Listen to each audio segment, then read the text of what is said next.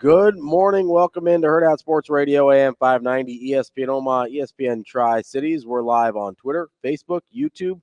That's DB. I'm Ravi Lulla here on the Pillar Exterior stage. What's up, DB? What up? How are things? How we doing? We're just trying to keep our head above water. Literally and figuratively. It's had another weather incident last night. Yeah, that's funny. If it could chill, that'd be cool. Gosh, I was telling Jacob on social media last night. I don't remember in my lifetime going through a stretch like this. Yeah. I don't. It's been aggressive. Like it is always something, and he and I were probably two of the few that like don't have jobs that require us to work third shift that were just naturally up anyway. Yeah. So then he turns around and texts. He's like, "Yeah, the heck with social media. I'm gonna text you at 2:20 in the morning and let you know that stay patient with TweetDeck. It can work." I was like, "Oh, thanks, man. I'm gonna give that a try." Yeah, I apparently just don't have the aptitude there. No. You were doing it right. Was I? Yeah, he said you have to wait it out. Oh, okay. Just keep refreshing. He said it finally gave in. Gotcha. Okay. Yeah, so guess what? Mine did too. There's a little secret sauce there I didn't know about. Speaking of which. Yeah, what are we mixing there this morning, bud? Oh, just a little concoction. Are you mixing that with chopsticks? Yeah, I couldn't find any sliverware. So it's going chopsticks here this morning. No, these are ooh. Or are they straws? You see that? Oh, that's the horrifying. Chunky Lambrusco. I usually dry scoop it anyway, but what's happening right now? Just trying to get my day right. Surprise, surprise. Surprise, Zip it over there, Lord Farquhar. That that doesn't look great. I'm gonna be honest with you, it doesn't look great. Yeah, it tastes even worse. So were you up? Yeah, so I was asleep, and then my family called me because they're like, "Hey, there's a tornado warning. Like, we should make sure everybody's awake and safe." By family, you mean your mom? So my mom was on the text, but it was my sister who actually called me. Oh, good to know she cares. Because there's a little text thread going on, and somebody's like, we got one of those. Somebody's like, "Hey, somebody should make sure Ravi and Natasha are up." So, yeah, I got a phone call at 2 a.m. or whatever time it was, and you're right there. You're having a moment. Wowzer. Yeah, I'm good. That seemed bitter. You seem very hurt right now. You're gonna be all right? Nope, I'm okay. Okay. I'm okay. Yeah. That ain't wet. So I got. Yeah, not wet enough because it's clumpy. Yeah, you didn't get a good water to mix ratio there at all. Yeah, whatever. Yes. Judgy McJudger. No, I mean, hey, it's your morning breakfast, whatever it is. Like, you do you. I wouldn't do it personally. It looks terrible. But Oh man, I had to go get Zoe from downstairs this morning. Yeah, she just fall asleep downstairs. Put her in the old basement. Yeah, we went down there for I don't know, hour, whatever it was, until everything passed. But it was fun. Good, nice, fun middle of the night endeavor. So I haven't really. Is the city okay outside of I saw some trees. I saw a billboard. Yeah, I don't know about down south because that's where like Papillion, Bellevue, and then into Iowa is where they were afraid that there was an actual tornado. Yeah, I live right on the. You're like on the border there. Yeah, because it was supposed to come through the Shadow Lake area. Yeah, 370, and I'm between Q and Harrison. Yeah, so you're not far from there at all. No. So yeah, usually it's my old Ida military Fort Street it goes north corridor days, but it was headed that way. Well, there was two different rotations. One went low, one went high. Yeah, and I'm luckily in the middle. So I mean, it was like rainy and thundering and stuff, but I don't think there was real tornado danger, at least in my neck of the woods. Did you see how Channel 7? Well, they had both their Sean and Bill. Yeah, they were navigating like split screen. It was like, oh, you guys are pretty good together. Yeah, they have the telestrator game down. It's down pat. It's like old Madden and Summerall. Boom, whap. You could put that guy on SportsCenter. He'd be good to go. Sean, he's pretty chill too. Like just his disposition. He's very like dry. Yeah, like, just straight to the point. Yep. He's kind of low key funny. He's usually There on Sundays when I record. Hmm. Bill's getting set up too, so I see Sean quite a bit. Yeah, He has pretty good shoe game. He's a big Asics guy. Is he? Yeah, he likes comfort. Yeah, I mean, a comfortable shoe is nice, but Hey, it's gotta look good. You know? Asics. They're sweet. Yeah, Yeah, I've never tried Asics as a brand. gets good running shoe. I've heard that. I've been looking into Hoka's recently. So I got my mom some a couple years ago, and she doesn't like wear them like she should. Yeah. Yeah, I wish she would. She said she was afraid to mess them up for a while. Well, I don't think she thought they were very cool, but a lot of people wear them. Oh yeah, a ton of people Even wear 'em. young people. Yeah. You know who I see work them a lot? Who? Officials. Yeah, they're supposed to be super comfortable, good running shoes, whatever. I just seem to be like for walking around, right? Because especially if we're at events or whatever, you know, like you go to Husker football or you go down to the Chuck or whatever or CHI, you're walking around all over the place. Yeah. So that's what I need them for. They look like they were going to be cheap. I remember I got a little bit of sticker shock. Really? Oh yeah. Yeah, I don't think they're cheap. No. I said, shoot, I should go back and get myself a pair of Air Maxes or something for this. Yeah, we got Natasha a pair a while back. They were so I'm used to paying like Jordan prices, so they were cheaper than I thought. Yeah. Because I was thinking like premium shoe prices, and they were like I'm sure they were expensive for like normal non-Jordan line shoes. So I was actually like, oh, we're cool, that's fine. Yeah. Not one of the collector editions. Yeah, it's like okay if you're not paying like Jordan 11 prices, you're like, oh, that's nice. Yeah. Shane, it's right in your wheelhouse because I think you got the last two pair of your shoes at the same time for what, about $30 Yeah, I think so too. But still, combined? Remember when you got the orange ones and the blue ones or whatever color that was? Oh, the two orange pairs and Yeah, the one green pair. Yeah, what'd those cost you total? It was like $20 or something like that. For 3 pairs of shoes? Yeah, it was solid. That's incredible. I still wear the same orange ones. I haven't even gotten to the second orange pair yet. I mean, they are the most comfortable shoes ever. I can't even find a pair of slides for $20.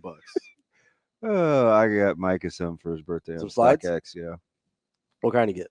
I don't know. Okay. He sent me the link. I Found them for a decent price. I Yeah. mean, maybe not for. They were like $80. that's pricey for slides. I think they were Yeezys. Really? Yeah. Come on, Micah. Do better. Hey, man. are I'm just you happy. kidding I was me? just happy he cut his hair off. I'm talking directly to him. I'm not even talking to you. I'm just looking at you. I'm talking to Micah. Do better, bud. He's probably on his way to school. Come on. Listen. I know you probably listen to other stuff on the way to school, but do better. I don't know, man. He likes us. That's weird. Yeah, he likes sports. Now I don't know about who may be driving him this morning, but He would have had he would have been a good fly on the wall in a conversation I was having last night. So I met up with my buddy, get a little dinner while we're watching games. yeah. And So how does that go? Do you just say, "Hey, do you want to go grab something to eat and watch basketball?" yeah, so it's a guy I've known for 20 some years at this point. I don't know if I would say that to anybody. Yeah, well, I like to see him every once in a while, because we don't have a way of organically running into each other really. And so we used to run into Is he homebound? no, but like we don't run in the same circles really anymore. Oh, So I don't have like we used to go to church together, and so like we don't go to church together anymore. So yeah. does Does he still go to the same church? Yeah, Okay. I don't go to church anymore. Well, it's just weird how you're asking me you're answering me with like cliffhangers, man. Like, tell the goddamn story. Well, so I've known him since I was a kid, since I was like 14. He was my youth pastor guy, Yeah. and then so we've known each other growing up, and then we've been really tight for the whole time, and then he went to church with him till I stopped going to church, basically, and then so we don't run into each other organically at church anymore. So I like to see him. Oh, okay. So I'm like, You're like, hi, Mike, Jeff, Biff, Ben. Tim, Bill. Ben. Yeah, I knew it's gonna be one of those. Ben. So he's white? Is that what you're saying? No, Ben's Ben McLemore. Kansas, great. Yeah. Well, Kansas pretty good. Yeah, He was pretty good at I Kansas. remember the aura surrounding There was a him. hype. It was very Yeah. hard for him to reach. But okay, so you went to go get something to eat. Yeah, and so they have TVs at Chinese restaurants, or you didn't go get Chinese? why would we go get Chinese? I don't know. It just sounded like something you may want to go do. No, we went You to. brought up chopsticks, so I thought it was on the brain. That's because you were using the straws. Like they No. looked like chopsticks. I I- thought you were and you were like eating the I goop out of understand. there with chopsticks. You called it goop. By What the- else am I supposed to call it? By the way, I just about fainted. I just looked up the hookah shoes. Yeah. Hoka. What- Hookahs, what- hookahs, you smoke those. Well, you might as well for $145. Can you smoke these shoes? Mine were more than that. I mean, I'm looking at like $225, 99 for the lowest, and it's like 65 below price. Yeah, I think Natasha's ran like 145 somewhere in there, and I Yeah. was pleasantly surprised. She's on her feet a ton, right? Yeah, with the chef thing, like she's on her feet all the time. So, but yeah, I was pleasantly surprised with those. But anyways, Surprise. so he knows the job. So we always go to like a sports bar or something. Okay. And so Because he's like, I figure Ravi would want to watch sports. well, he just kind of knows I gotta be. Does he like sports? Yeah. Okay, cool. Yeah. It's always cool when churchgoers like sports. I mean, I think it's cool when everybody likes sports. I don't care if they go to church or not. Yeah. So It's you, nice. you can repent and rejoice Well, in, so you in gotta- baskets. You got to pray for victory, right? That's kind of. Yeah, as if that was a thing. But yeah. I did when I was a kid. Oh God, please let me get this dub. Listen, when I was a kid, I'm full disclosure. Are you serious? I swear to you, I would go to church Yeah. and I remember specifically when Nebraska was playing Florida. Mm-hmm. And so 96 Fiesta Bowl after the 95 season. You remember, you were there. You're familiar. I'm not sure if you recall. And that. Here we go. Sleep deprivation setting in on a Friday. I don't know if you recall that period in Nebraska history. I don't know if Yeah. you were paying attention. And or you not. and you threw some Hail Marys out there for the game. I'm not Catholic, so I didn't do Hail Marys. But I did. I would pray that Nebraska would beat Florida. Yeah, that's like, but it's probably like most kids. Yeah, I was a kid. Like I'm 8 or 9 at that point, Yeah. and so Please, sweet baby Jesus, go get this win. yeah, like 6 pound, 8 ounce baby Jesus. Going all Ricky Bobby at the dinner table on him. Shut up, old man. I'm gonna come at you like a spider monkey. Still one of the greatest, dumbest scenes of all time. We're all hopped up on Mountain Dew. Thank you, dear baby Jesus. That's Shane basically. He's like one of those kids when they grew up. He's still hopped up on Mountain Dew. But also, and then one of the like leaders, like one of my Sunday school teacher or whoever it was, because they like ask you what you pray about, which I was, well, it's a little personal. We don't need to be doing that. But leader. so I told him, I was like, I'll pray that Nebraska wins the Fiesta Bowl. And then I got scolded. What did you guys go watch last night? Basketball, mostly basketball, and then there was a lot of college baseball on, and the hockey was kind of In the periphery? but it was on. Were you going to say the P word too, or did you just say it because I did? I was gonna say peripheral, Oh, okay. so neighborhood. Close enough. Yeah, so we're watching, and then that game started getting away, so I wasn't with the basketball game, not hockey game. I started getting a little disinterested in the basketball game as the Tyrese Halliburton thing happened, and He's frustrating. yeah, He's really frustrating. yeah. So what was your place of choice? Were they showing Big Ten baseball, or were you watching? I was like watching SEC baseball. SEC? Yeah, I was watching Louisiana, LSU. I don't want to say Louisiana State, LSU and South Carolina. Yeah. Oh, I see. Which turned out to be very exciting. Yeah, it was a good game. 11-10, come from behind. Yeah, it was 10-7, a lot of ebb and flow. 5-1, It's 5-5, exciting. 6-5, 6-6, 7-6, 10-7, 11-10 final. I out the door. I think I started paying the most attention at 7-6. 7-6 LSU. Yeah, when I was like, oh, something's happening. Yeah, that was top of the 6. Yeah. Yeah. See, that's the Rain Man kicking in. Yeah, that Feel was free to fact check. That's exactly how it went. No, I know. 4, 6, I 8, 12. am a little. I'm a little freaked out, just to be honest. I don't really recognize what just happened there. It's just how my mind works. Yeah, it's crazy. Yeah. It's advantageous. Like Except when I want to forget things and I just can't. That's where I had to learn to move on. that's a good skill to have. Also, Yeah. Sometimes pretty artificial, Like- pretty manufactured. I have good recall. Yours freaks me out. Yeah. So were you up in arms at all during the highway run? Oh, I saw I was doing up in arms. Hey, so I saw a funny TikTok where a comedian saw Scott Stapp in the audience, and I thought of you immediately. My And guy. he goes, "Man, I remember I was driving on the highway one day, and I just started crying with arms wide open." He arms went wide open. he With went arms into wide like open. this whole shtick. But That's anyway, my guy. were you up in arms during the replay of the Iowa game? During the replay of the Did you see like runner interference, and everybody was like super. Iowa was losing their collective minds. I just wondered, have you ever seen anybody ejected in college baseball that wasn't Torrey Vitello? No, I'm kidding. Like with players that are carrying on in the dugout. No, I don't think so. I thought yesterday may have been close because They might. There weren't a lot of people yet, so you could hear just about everything, and it was utter chaos. And you're like, "Oh shoot, this must be elimination game." Yeah, Because it was the tension was. Oh yeah, it was high. a straight tension convention. Yeah, And it's weird too because college baseball, like seeds aren't holding. no. The SEC is a mess. Well, didn't we talk to Kendall not that long ago? We talked to Kendall, we talked to KP, and we talked about LSU finally starting getting to right. play right, but Yeah. also Kellyanne is the only one that's really happy right now because she's a diehard LSU fan. Selfish. But we talked about how there was really no front runner, and there was like that group of 6. Yeah, and then after that there was, what do you say, 20 or 30? He said there's 20 to 25 teams that could win this thing. This is the most wide open he's ever seen it. So that kind of is bearing out here in the conference wide tournaments, open. right? Well, I just heard.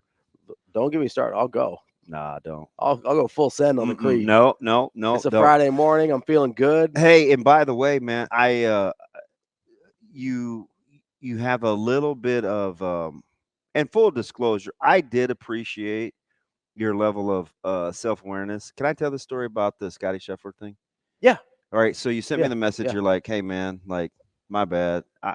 Last Friday, I thought I could do I thought I could talk around my biases, is what I said. Right. Yeah. And I was like, oh man, like it's family, it's cool, like we'll be fine. But I felt bad because I didn't feel like I did a very good job. No, it was fine though, because you're gonna turn out to be closer to right than not. So and I didn't even care about that part. Yeah. I just was like, oh man, like it's a fairly explosive show. Somebody was just asking me about this yesterday, and I was like, oh, we do that all the time. But it's like when you have conviction like that sometimes, and it doesn't matter what it is. Maybe I was talking to was it Tony? Yeah, because Tony's on the ram it down my throat train too. And no, I mean that like we were talking, and I have in my Northeast, so I may have a new buddy. Yeah. I don't know if I would go to like the Northeast corner of the state. Yeah. I mean, I do have to go to Stanton in August, but that's not like far corner. No, it's not. No, but I like this guy. Yeah. I think you'd like this guy too. And he sent me a deal. I couldn't read it, and I couldn't read it because it was on Facebook. So somebody's gonna have to show it to me. But it's Josh Fisher is who it is. So his Twitter handle is JD Fish 6, okay. but he is in that business. So we were just going back and forth, and we're looking at video cams and not video cams, and officers being reprimanded. And I still have some questions. Sure. It's like, because I never bought the whole jumped on the vehicle, which is still a thing. Like that's not what he did. Yeah. Looks like he just ran over and pounded on the window. Yeah. So how fast did that vehicle look like it was moving? Because I asked you, was that all the video? I think that was all of the interaction. That's all anybody's show. Okay. I don't think that's all there is. Because I'm still missing a few things. But I think what was said yesterday, I don't remember if it was the mayor or the police chief. The mayor was is shocked, chagrin, and dismayed. Not great. Yep, not happy. But turn your cam on. I have some issues with that as well. Yeah, I know. So this is where I have to be prepared to let you go, because this is where your biases kick in. Yeah. But this is valid. Yeah. So my concern last Friday when this was all happening live was that you are looking live. Well, now we're looking back, but at the time we were looking live. Like look back at it. But my concern was that the police report and the representation of the report from the police side of things was not accurate, and that we were seeing an issue of a police officer kind of losing his cool in a situation where there was really no need for it. And my concern was primarily because the Louisville Police Department has a pretty public Yeah, and you incident. did also say I can't help it. I have Breonna Taylor I on have my mind. Breonna Taylor in my mind. And I said that off air because I didn't want to say it on air because I was being a coward. But It's okay. I felt bad, and I feel worse now because it seems like I might have been right. No, but here's the thing. This is exactly how this is who I am as a person. Those things are okay, but when you're in the solutions business, see, I don't want anybody. That would be like me. If I paint law enforcement with one stroke because of some things that have happened. Sure. That's no different than police officers looking at me a certain way with a broad stroke because some things have happened. Sure. Now, let's be honest, right? Like when people that look like me have committed a fair amount of crimes, a disproportionate amount of crimes. Okay. There may be a multitude of reasons for why that's happened. Sure, but that's the end result of a lot of symptoms. Right? Yeah. Oh, okay, I'm not going to get into the social ills. What it's because I'm not going to solve it today during the show. But statistically, that's a thing that is true. true. My point is I don't want people doing that to me. Sure, fair. So I'm not going to do that to them. That's how I frame almost every discussion. Even if it's one-on-one and it's in a relationship or whatever, like I'm going to do my very best and ask anybody that's ever been in a heated discussion with me. I'm going to do my best to pull myself out of the equation. Yeah. I'm going to be like, okay, what are we talking about? You know what I mean? Now, it doesn't always work, but that's how you have to have those kinds of conversations. And what I wish I had done there was bring up the reason I was struggling with that conversation. And it would have shut me. It would have been disarming. I would have been like, because that's what I wanted you to say. Yeah. What I was having a hard time was both acknowledging my biases and not using them to paint with that broad brush that you're talking about. Yeah. Like that's the struggle I was having real time. And I don't feel like I got it very good. But now we're seeing, and again, not that it was, Ravi was right or whatever, but now we're seeing that Louisville PD may not be on the right side of this thing. Yeah. We're back here on Hurrdat Sports Radio, AM 590, ESPN Omaha, ESPN Tri-Cities. Long. That's because they're like double timing over the both cameras. TK is making fun of me already. TK, be nice to DB. I'm very, very stingy with it, but I gave him my number, so he has like direct access. TK is a nut job. TK, come on, do better, bud. He says sleep deprivation is kicking in. Shane, am I that bad? I don't think so. I don't think so. It didn't seem unusual to me. No.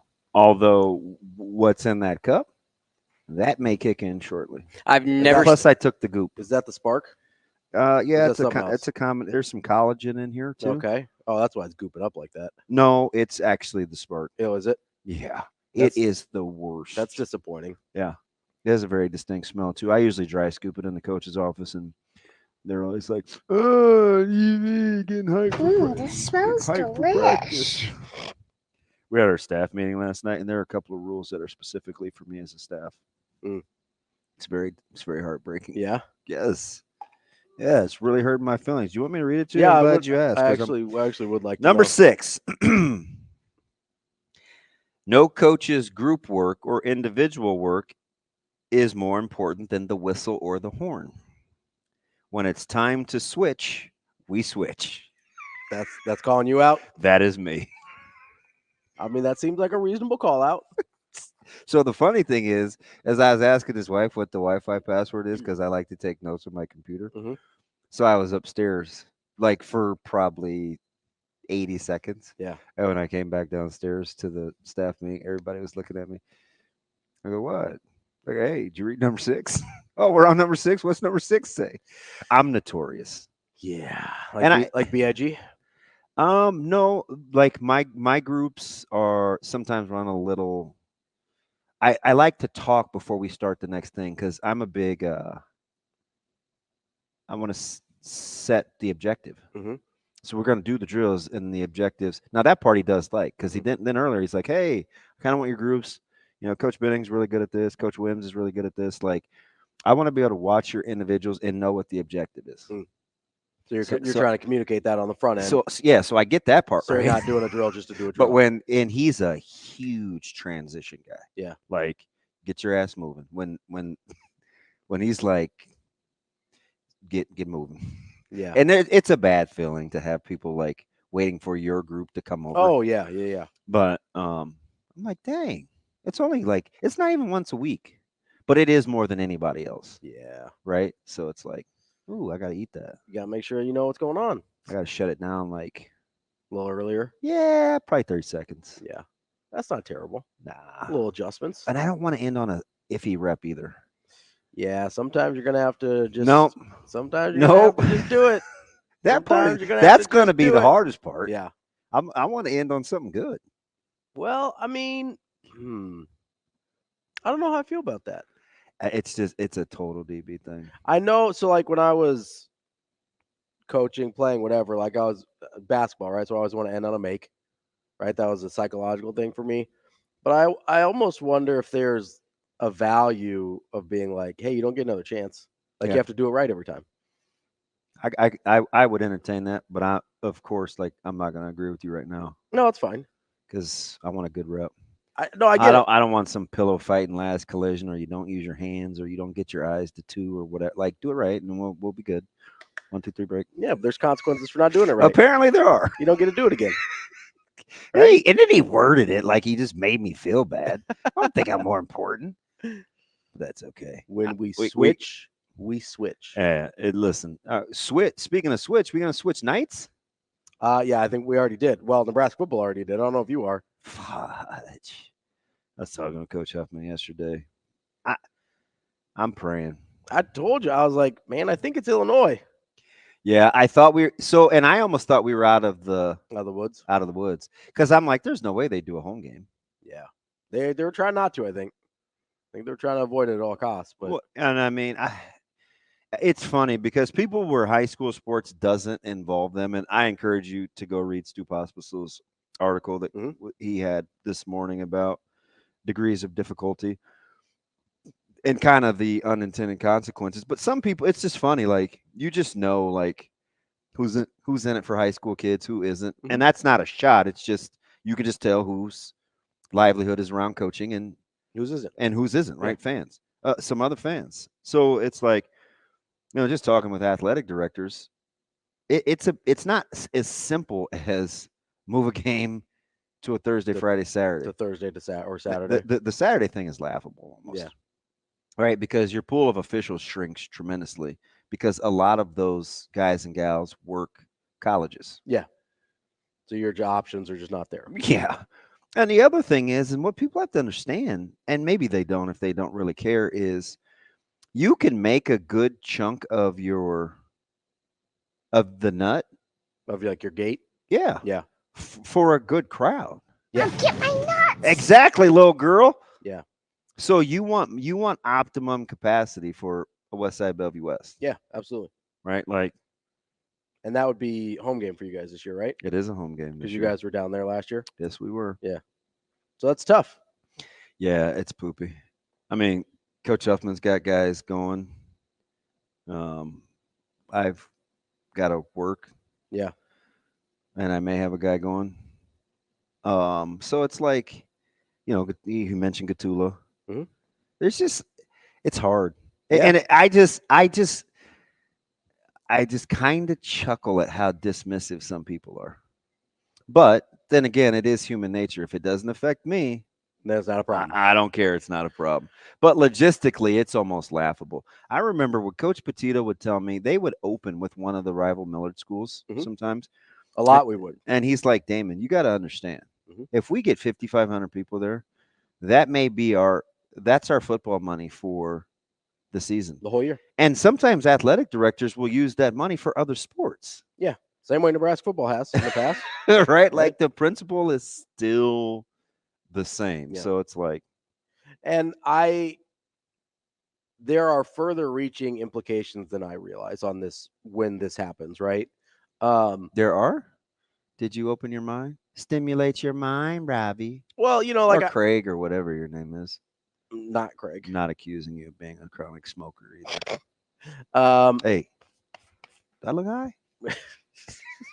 We start doing stuff like that, maybe a little bit. So I'm guilty of this to a certain extent. I know that high school football is important to people and that it's a big deal and it affects a good amount of people. I do wonder sometimes what the overlap is from the 92,000 or whatever at Memorial versus the people that regularly attend high school football from a public standpoint, right? I'm not talking about the impact on schools or coaches or whatever. Yeah.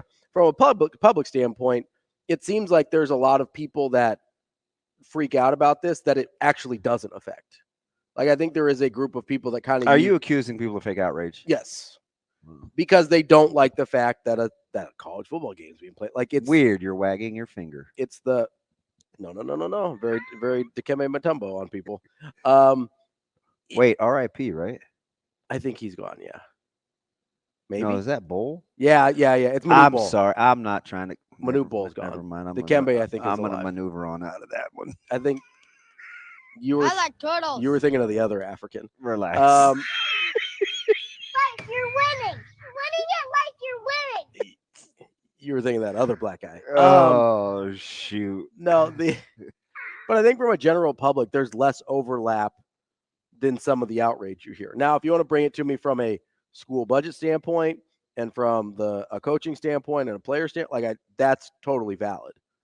I don't think there's as much overlap on people attending high school games and people attending the Nebraska game as some of the freakouts on the internet would lead you to believe. I mean, okay. I'm not. Yeah. I'm not going to argue that. That's not to say it's not a problem for different reasons, right? But it's, again, like there's.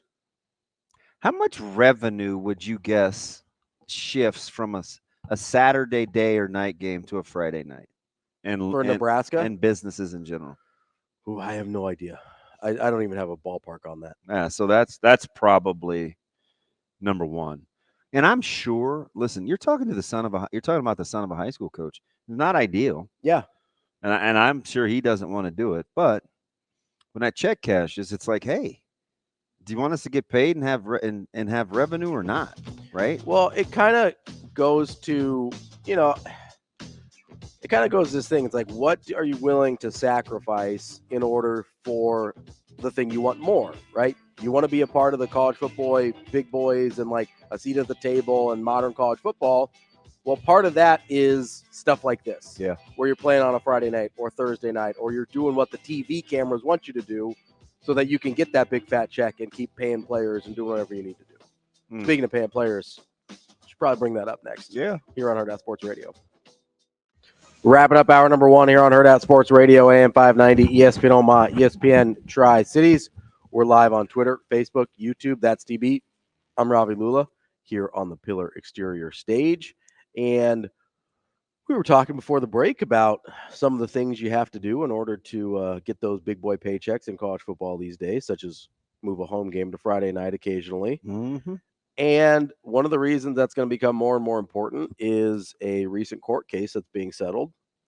That's basically paved the way for schools to directly pay players. Like that's there's a lot in there in House versus NCAA, but that's one of the main takeaways is that moving forward, probably fall of 2025, we're going to be looking at a world in which there is some sort of salary cap directly provided by the schools. And there will be 20 to 22, 25, somewhere in there, $1 million directly paid out to student athletes from the universities themselves. Mm-hmm. And so those paychecks from places like the Big Ten on their television deals and things like that just became that much more important. And there's a lot of ramifications here to what we're talking about because that money's still going to have to be Title IX compliant. From what I'm understanding, that money is, and the Title IX compliance thing concerns me a little bit because what I think that's going to cause schools to do long term is dramatically reduce the offerings they give in sports. Because if you've got $20 to $22 million to spend, most of that's going to go to revenue sports, or you're going to want most of it to go to revenue sports. You're going to have to even that out on the Title IX side with non-revenue sports, or depends on where you're at. Volleyball or women's basketball can be revenue sports, but they're not a ton of places. And then what do you do with everything else, right? I'm afraid we're going to get to the point where it's going to be the revenue sports, enough women's sports to balance that out Title IX, and they will get rid of everything else. It could happen. It depends on some schools are going to have to seriously entertain that. Yeah, right? Because it depends on like your fiscal savvy in terms of. I mean, Nebraska can't lose track and field. You wouldn't think, right? Nebraska, you would hope not. Nebraska would not want to lose wrestling, right? You would hope not. So a bunch of schools are going to lose baseball. A bunch. Yeah, it's interesting because I look at it even locally, like if you're Creighton at a non-football school in a power conference. I think it's easier for Creighton than almost anybody. You're talking about relative to like Connecticut? Relative to a place like Connecticut that has football? Like Connecticut's life is dramatically more complicated than Nebraska or than Creighton's. Because Connecticut doesn't have big football money, but if they're going to be competitive at football at all, there's still a price tag there. Yeah, but here's the thing. If you're, I don't know if I agree with that because Creighton doesn't have a non-revenue generating monster to deal with. Connecticut football can't be making money. Right. So they're probably they should end up cutting football. But just think about that's the thing. You're saying it's easier for Creighton because they don't have that problem?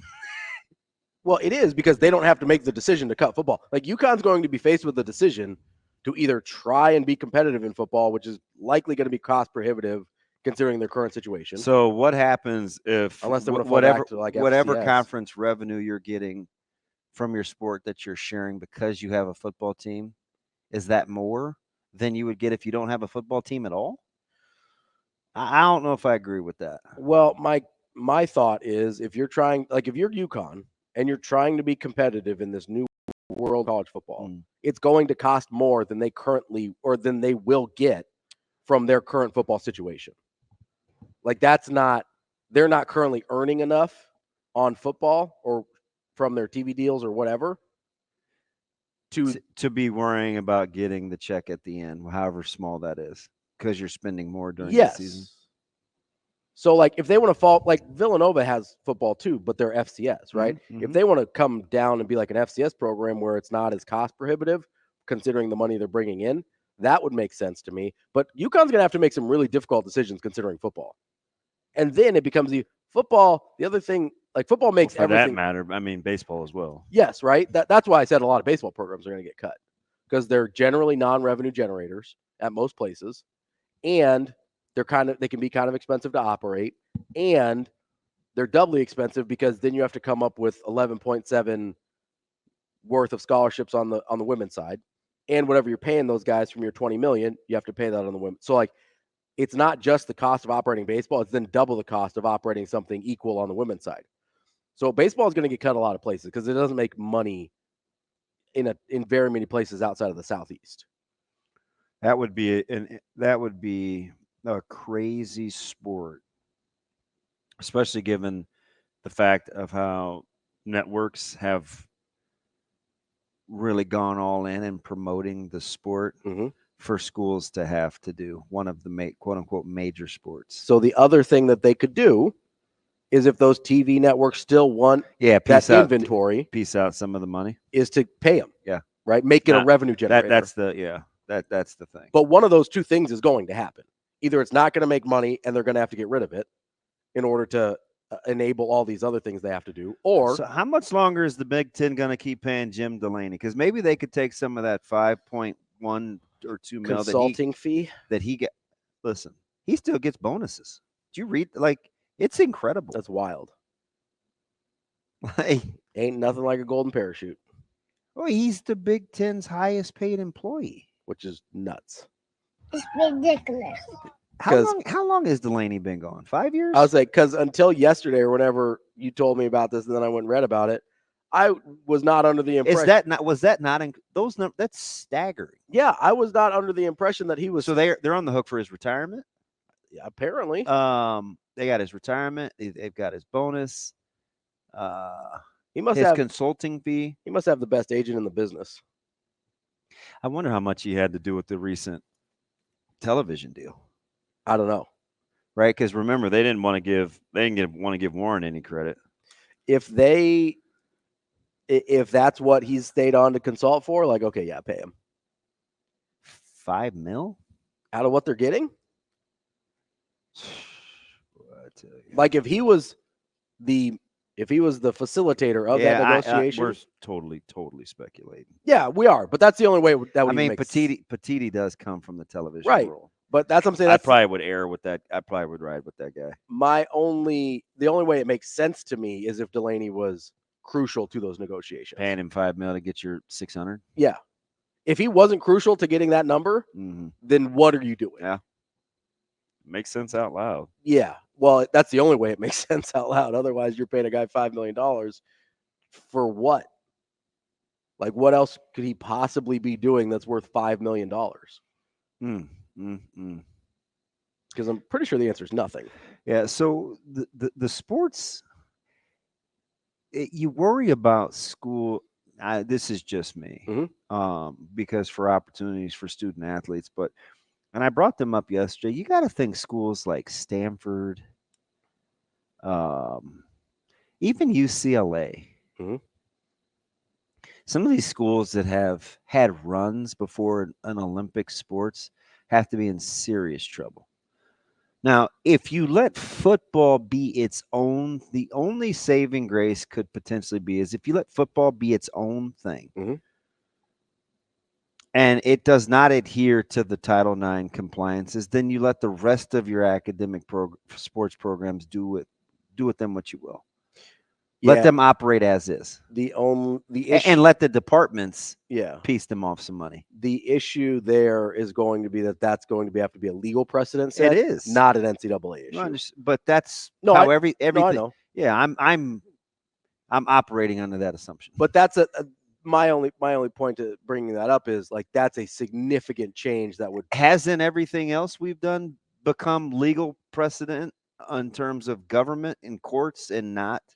What FSU is getting ready to pull off is certainly above the NCAA's pay grade. Yes, everything recently is like starting in the last 10 years, probably. While we're at it, revenue sharing is significantly above the NCAA's. Yeah, this was a court settled case. That's not surprising. No, I just mean and assume that would happen. I just mean to say, like, because we've talked a lot about college football sort of separating itself conference-wise, and so you can still do regional conferences for Olympic sports, or like separating itself in a collegiate athletic standpoint. It would have to be separated legally, which I think they're well aware. That's fine. It's a more arduous process, is my point, than the NCAA. Well, maybe, I don't know. The NCAA doesn't exactly move quickly, but there would have to be legislation passed to have a Title IX exemption for college football. And I don't know what that looks like in terms of, what I did find super interesting though, is as part of this settlement, so that the of the schools helping the NCAA pay this back money for this House versus NCAA case, one of the contingencies is the schools now have to lobby for the NCAA to get monopoly exemption status. Yeah. They're at the mercy though, right? I mean, it's the ultimate middle finger. Yeah. Like, why would okay, enough's enough. You made our life miserable. Yeah. Long enough. Now you got to help us out. And you're going to be it's obligatory, right? Yeah. It's you're legally obligated to help us out now. Yeah. I thought it is now your fiduciary responsibility, fellas. Yeah. I thought that was interesting that was part of the settlement agreement. Wow. Was that it was like, hey, I know you've kicked us around a little bit here, but now it's time to play nice and be friends. God, it gets complicated in a hurry. It really does. It really does. We're no longer talking about conference or governing bodies. Can we get back to what Title IX was originally intended to be? Because we have definitely gotten away from that. We can get into that next year on Hurrdat Sports Radio. Kicking off hour number 2 here on Hurrdat Sports Radio, AM 590, ESPN Omaha, ESPN Tri-Cities. We're live on Twitter, Facebook, YouTube. That's DB. I'm Ravi Lulla here on the Pillar Exterior stage. We're getting into the changes coming down from the House versus NCAA decision that are going to have some pretty wide-reaching implications across college athletics.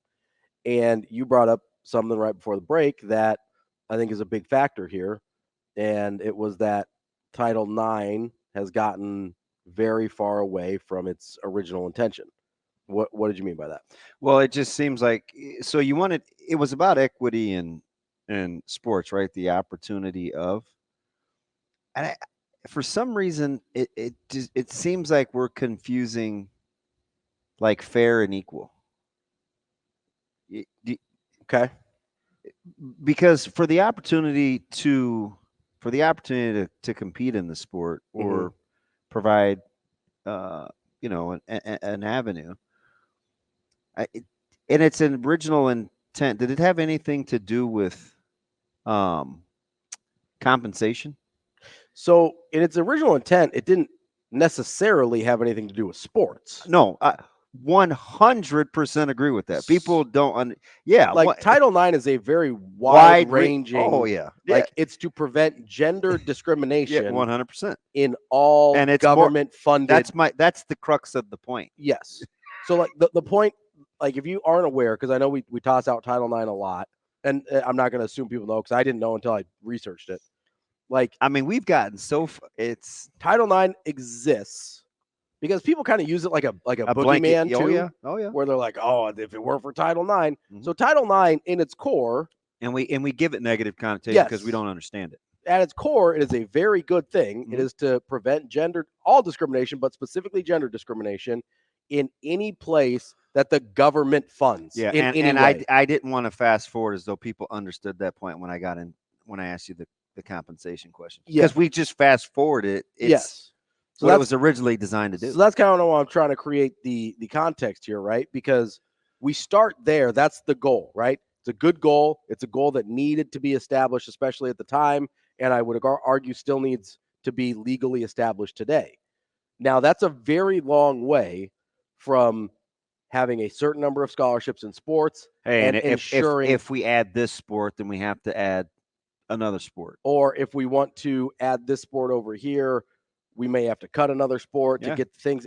And then that's an even further removement from what we're dealing with now, which is compensation for those athletes. And right? when did Title IX come in? Was it late 90s? No, it's like 70s. 72. Okay. I want to say 72. Yeah. So it's just like, I'm pretty sure it's the 70s. 1972. Yeah. Gotcha. Yeah. So we're a ton of degrees and interpretations of that law. I almost feel like we should go back to Amazing Daniel. Remember a long time ago when he said, if you're going to have conversation or debate or a back and forth, you need to probably redefine what it is that you're talking about. Yeah. Like, I think you have to go back to redefining Title IX and its intent. Yeah. To start to have these conversations. Because Baker said something, and we kind of glossed over this, and this is from just the other day. Charlie Baker was the president. And by the way, has a very political background. He's the NCAA's president, and he's talking about the House versus the NCAA settlement option. He said the most important part about the settlement, and let's face it, there's still a lot of work to be done. Now read this. Listen to this, okay? He said the most important part about the settlement, and let's face it, there's still a lot of work to be done there. The most important part is to create some clarity and some sort of vision on a whole bunch of issues that have been rolling everybody for a while, Baker said. The other thing is it creates predictability and stability for schools. It also creates tremendous opportunities for student athletes, especially at schools that are most heavily resourced. It creates a framework that makes it possible to have a different kind of conversation. In many ways, I'm hopeful. Are you surprised that he said that part out loud about schools that are resourced as the president of the Collegiate Athletics Association? I am a little surprised. Isn't that like we just acted like, because for most of the NCAA's existence, it's pretended like that wasn't the case, even from like a D3 to a D1, where it's like, oh, they're all student athletes and most of them are going to go pro in something other than sports and whatever, right? Like all their little, how's that voice go again? they're all student athletes. Like however they were trying to frame it to be like, really, it's about the education and whatever. And like for a lot of these guys, it's not, and that's fine. That's fine. I'm not passing judgment on that one way or another, but it was, You got a good chuckle over Cardell Jones when he said, I'm not here to play school. yeah, because he said the quiet part out loud. So is Baker saying the quiet part out loud as the president of the NCAA? So yes, because at a certain point, because of this settlement, you can't pretend it's amateurism anymore. Like this is the point where, and it's been a sham for a while. So I read it more as he's getting ready to alienate some schools, or he's already alienating some schools. Like we think we have an idea of what heavily resourced means, but what if you're not? Yeah. We going back to those equity firms again? Some people will. Some people will. Like, and then when we talk about stripping away other programs, the way I was talking about, private equity firms won't hesitate to do that, because in order to that would just be part of the pieces that they would sell off. Yeah. Or in theory, at least strip down to make it a more cost-effective model. Yeah. Right? Like they'll strip it down for parts and keep the stuff that they want to, or keep the stuff they think they can make money off of. Because they'll be like, hey, why are we funding X, Y, and Z? We're not legally obligated to do that. Like if we get rid of them over here, and then we get rid of them over here, all of a sudden our budget looks way better. So I wonder if there's going to be another precedent down the road where I always go back to this Bernie Mac skit where he was watching, he had to take in his sister's kids, and he was getting on the bus, and he said his sister hopped out, and he was like, stop, denying my son the right to education. Like, so will parents say, like, if you cut rowing or crew or or some other Olympic sport, will the legislated piece be, well, do you have the opportunity to do this someplace else because it doesn't have to be here, so therefore we're good? Or can you get into the providing the opportunity? No, because you're not required to provide an opportunity for a sport, for a specific sport. Like you can still go to that school if you want to go there. Like go for it, have fun, right? You don't have, or if you want to row, just go someplace else. Go someplace else. Like you're not. It's the same thing as okay. What if you once did and then you don't? I mean, it's the same thing if they cut an academic program. Yeah, right. They do that all the time. That is not an uncommon practice. Be like, we don't really do that anymore, especially at smaller schools. Not so much at big schools, but you get down to D2s, D3s, NAIs. That kind of stuff happens all the time. Yeah, well, I think, and that's the majority. Like the majority of student athletes are at those levels, right? There's more schools at those levels combined than there is at the D1 level, and so like these. Do you have to wipe the slate clean? And I save the Omaha and wrestling jokes because that's not going to be funny to me. But do you have to wipe the slate clean in order to stop doing the athletic endeavor? Because when is that ever going to be? Like, what if you have folks that are currently doing that, and then all of a sudden you say, yep, we're good? There has to be some sort of ramification in doing that. There should be, but what would that ramification be? Well, I think legally is where you would feel more obligated. Why though? Well, it got them there. Now you're just like, yep, we're done. Yeah. I mean, yeah, I don't know. Schools cut programs. Like and then they have to transfer somewhere else. Yeah. And nobody gets done. There's and nobody gets in trouble for it. Like you're not legally obligated to continue a person's athletic program or program of study or even the school itself. Now, remember the spirit of the question, right? Yeah. So the spirit in the question is in the vein of upholding what Title IX has morphed into. That's the question out loud. That's the question that I'm thinking out loud. So you're saying if you're cutting programs, does it violate the spirit of discriminating based on gender? Yes. Not if you're cutting programs on both sides. Okay. Right? I mean, that's inevitable. That's Because honestly, there's to be that's totally frank. But and remember, there's going to be certain. There's going to be that's not what Title IX was supposed to do. I understand, but that's going to be the application here. And that's the part that bugs me. Sure, absolutely. Because I think you have to reset, which was the whole point of this exercise before we went to break, brought it back. To redefine what the spirit of what it was supposed to intend, it's now being used. It's being almost just it's weaponized almost just the other way of its original intent. I mean, it's grown legs. Although you're going to have probably, because football carries such big numbers, even if those numbers are reduced to, say, if there's a roster limit, which they haven't decided yet, it sounds like there might be some roster number limit, but they have no idea what that number is going to be at, whether it's 85 or 115 or whatever, or maybe they scrap that part of it entirely. But let's say it's 100, right?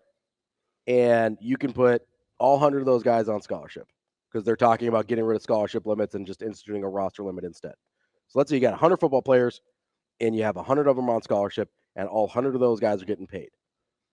It is going to affect, on the Title IX side of things, that's going to affect the other men's sports more because you have to balance it on the women's side. I'm right? aware. So you have to come up with, whether it's across 3 sports or 10 sports, 100 scholarships and 100 athletes getting paid on the women's side just to offset football.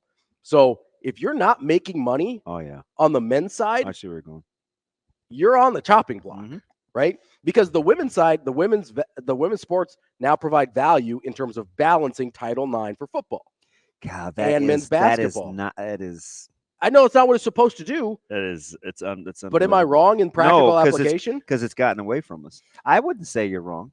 Is pay going to be equal as well? So, okay, so that was that's the 1A part when I brought up compensation, as it's kind of weaponized against Title IX, because I don't think they're the same thing.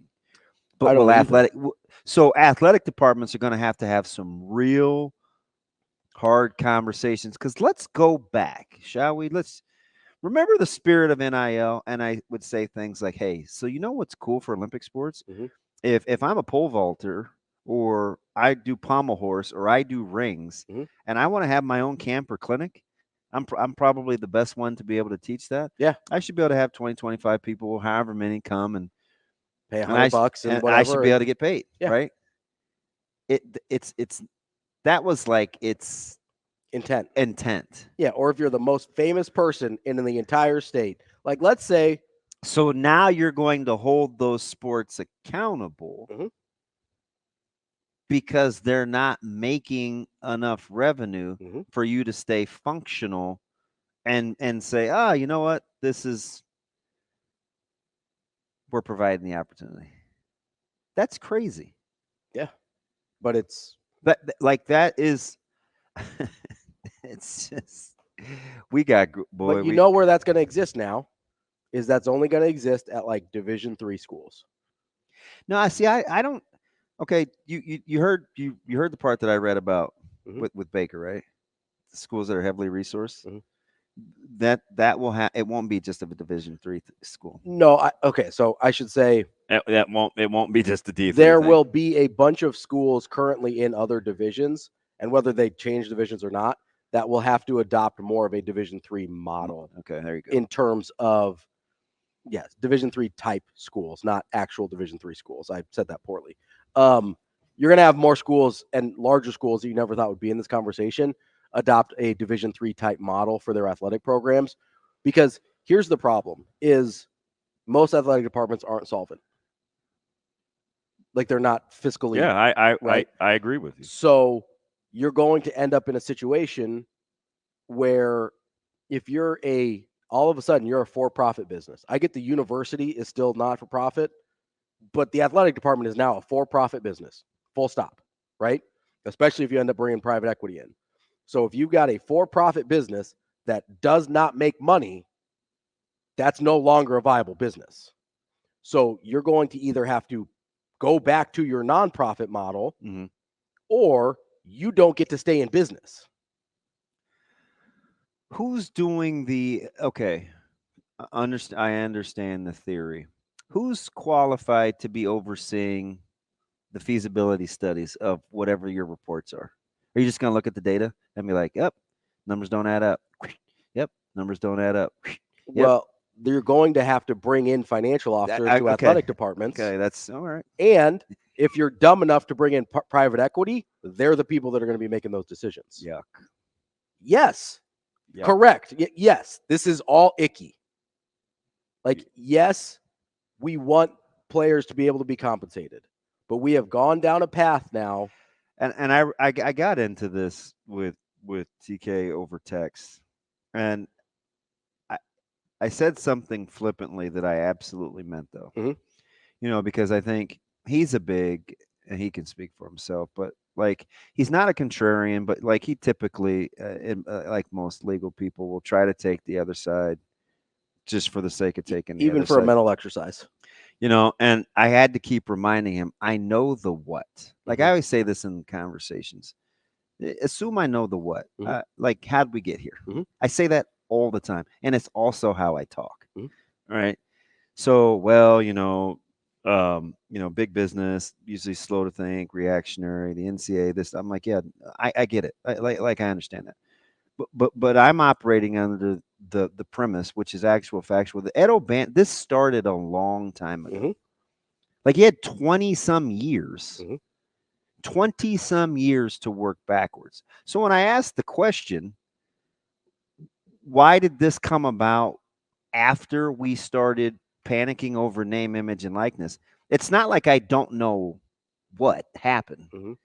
The question is, like, did we not see this coming down the road where we could have been more proactive because the model being in place would have been a lot better than trying to form a model to keep this from happening as it was started. I mean, people keep saying the Wild Wild West, but if you're going to allow schools to pay players anyway, like this, did we just not think this was ever going to happen? Nobody thought to themselves, gosh, down the road. I mean, how many things do we do that with? A lot. That's my point.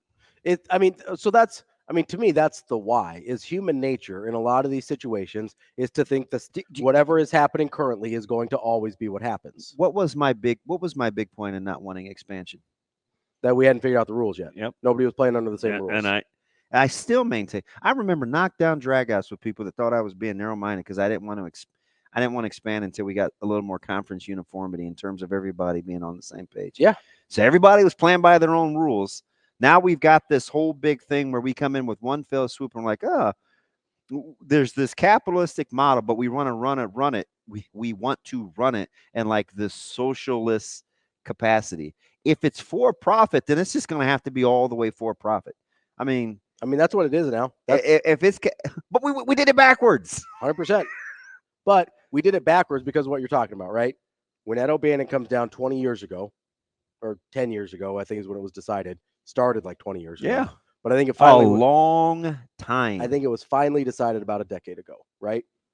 And so I'm only going based on 10 years ago because that's when NCAA football stopped being made. So I assume that's when it was decided. But from that time frame, they absolutely had every opportunity to be like, hey, this decision got made. It's going to have some long-term ramifications for us. Let's start putting plans together to be prepared for those ramifications. Hey, and right on cue, Ross Dellinger just 15 seconds ago for one. Get this title. Title IX looms as the single biggest unknown as part of the NCAA settlement. Shouldn't apply in an NIL-based revenue share model.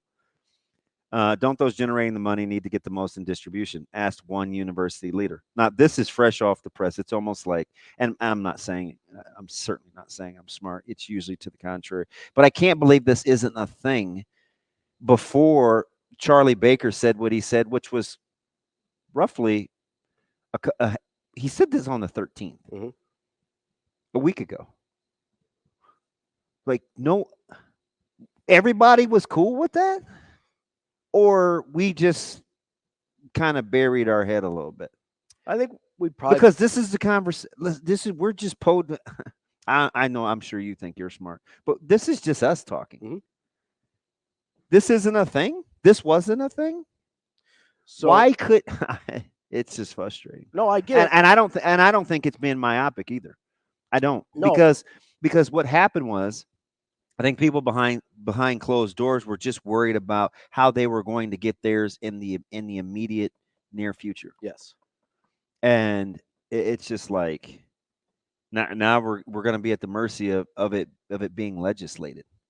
We act like it's not how everyone operates, though. Not everyone, but how a lot of people operate just in their day to day, right? Like people sacrifice long-term benefit because they can only see what's right in front of them. Yeah. Oh, right? I get it. And I watched this movie about BlackBerry, right? BlackBerry. Oh yeah, were they? Was that the one where they came in and like gutted the staff? Was that with Stanley Tucci? No, that's about the financial crash in a way. Okay. But That's his name, right, Shane? That's Margin Call. Stanley Tucci. Yeah. Margin Did Call. I say Taducci? Yeah, I think so. Is it just Tucci? Yep. That's kind of funny. Tucci. Never mind. That's childish. That's like Tushy. Kind of. Yeah. But I'm maybe one of the few. Did anybody else not go back to bed last night? I didn't. I mean, we're going almost a full zero sleep. What could go wrong? Working my life away. I'll tell you in about 2 hours. I don't know. No, but so there's this movie about BlackBerry, right? And they had a huge head start in the smartphone market on everybody. They dominated that market. Mm-hmm. And they thought that people would always want the thing that they have. And then the iPhone came along and they laughed at it. They go, who's going to want a phone without a keyboard? Who's going to want this? Who's going to want that? Guess what? Almost everybody. And even the people that don't have one that looks just like it. Yeah. Right? The Android and the iPhone look very similar stylistically. Like functionality, they're different, but it's a big phone with a huge screen, no keyboard. Like phones with keyboards died. Right? And they knew it was coming. They saw it coming, and they're like, nah, we're going to be fine. So if people who built this billion-dollar industry and had a 10-year, 20-year head start on everybody else can't figure it out when their job is to be good at business, there's a lot of people running the NCAA and running college athletic departments and running universities that are not business-minded people in the first place, right? They're either educators or they're politicians or they're whatever, right? So it's not surprising to me that they didn't get out ahead of this thing and be like, hey, what are going to be some of the long-term ramifications of this Ed O'Bannon deal? What does that look like for us? Maybe we should start putting some contingency plans in place. Maybe we should be proactive so that we aren't at the mercy of whatever rulings come down. Let's get ourselves in compliance before legally we are forced to, right? Because that's the smart thing to do. That's the proactive thing to do. But instead, the NCAA, and I truly believe this, risked their viability as existing at all. Well, in retrospect, it looks like that. Yes. Because I don't know about real time. They might have just been confident enough to think it wouldn't run them down. I said that they were risking their existence for 3 years. Like I'm going back to when O'Bannon it was on the table. And so I'm not going that for me. I didn't go that far back, but about 2-3 years ago is when I started going. The NCAA may not be viable for Division I sports anymore. They might have Division II, Division III, but I don't know how long they need to exist for Division I anymore, at least for high major college football. And if you're thinking that way, we still need a new form of a governing body. Absolutely. It can't be a free-for-all, but maybe it's a commissioner of a league, basically like the NFL. Like that's where I thought this was going. Apparently the NCAA didn't. We're halfway through the show here on Hurrdat Sports Radio, AM 590, ESPN Omaha, ESPN Tri-Cities. We're live on Twitter, Facebook, YouTube. That's DB. I'm Ravi Lulla here on the Pillar Exterior stage. We're brought to you by the Team Jack Foundation. Go to teamjackfoundation.org to get involved. Lots of ways to get involved. You can be a partner. You can donate directly on the website. You can check out the events they have coming up. You can volunteer. All sorts of ways to get involved with Team Jack Foundation. And their mission is really simple. They're raising money to fund impactful pediatric brain cancer research and to work to create national awareness for the disease. They need better treatments and hopefully one day a cure. Make sure you get to teamjackfoundation.org to get involved. We were kind of deriding the NCAA for not having any sort of foresight whatsoever. in predicting the world's most predictable. It's not just their fault. Who else's fault is it? The universities? So I almost feel like everybody should have those folks that they go to. Right? Like, okay. What's the word I'm looking for? Like Tom Hagen's in The Godfather? Yeah, like somebody you can confide in. Yeah. Yeah. And I guess the NCAA, gets into these habits where they operate in their own world. But going back to Miles Brand and whomever else, like nobody has anybody that they talk to. Yeah, it seems like they are kind of an insulated little bubble. And I don't know. I'm just like it seems like. So I'm basing that off of the way they have operated. It seems like they're sort of a tone deaf bubble. Shane, do you remember when we talked to the professor at the University of Nebraska that specialized in unions? Yes. Okay. Now he's an economist. He was basically an economist. Yeah. Okay. Right? Understood unions, and this was during the whole Northwestern thing. Mm-hmm. I've briefly referred to this before, and he's just a little old smart professor at the university level that almost pegged this 10 years ago. Mm-hmm. And it's been a minute, yeah. And what he said was the things that are happening now were things that would have to happen over, basically a lot quicker for schools to unionize. But even he could see the road this was coming down if you were going to go to a unionization type structure and pay for play with the antitrust. Yeah. Like nobody has these people around. I mean, you have them around. Do you talk to them? That's the question. Yeah, but do you want to go down? He was way ahead of the game. I wish we could remember his name. But when you're in charge back then, 10 years ago, do you want to go down this road, or do you want to go down this road like full steam? Because you don't want to be the person to mess this up. Yeah, but Shane, you could be the person that doesn't go get your mail, but that doesn't mean the bills still aren't coming. No, but people that operate that way, right? That's a thing people do. Is they not the bills thing specifically, but they'll ignore a problem, hoping that it goes away. That's a real thing that people do. I get that. When they're not ready to deal with something. And let's be honest here. Shane, we need to find that guy. This is an organization that probably thought, and it kind of reminds me of professional sports GMs a little bit. Had to be 10 years ago, Shane. Where the people making these decisions are often not doing it for the best interest long term. It's to make sure they have a job next year, right? A lot of decisions are made not because it's the best thing long term or the best thing for the organization. It's to try and justify me having a job tomorrow or next week or next year, right? Human nature. And so when you're doing that, a lot of the decisions can make sense in real time without you looking long term. Because if you're the guy, let's say 10 years ago, was it Miles was the NCAA president then? Brand is 10 years ago. Is that right? I'm still pretty sure. I don't think it was the guy before him at that point, but regardless, whoever Miles Brand, we'll just say he's the president 10 years ago in the NCAA. Do you have enough equity? Do you have enough cachet to be like, hey, we have to change everything we do from top to bottom because this thing is coming? Or are you going to sound like the boy who cried wolf? Yeah. I brought up the BlackBerry thing a minute ago. Wolf of Wall Street's another, not Wolf of Wall Street, Big Short. He was 03 to 09, I think. The Big Short's another example of this, right? You have Michael Berry or Burberry's a cologne. Yeah, no, it's Michael Burry, I think is his name. Okay. Is this investor or perfume that is one of the people that predicted the fall of the housing market like a year and a half early.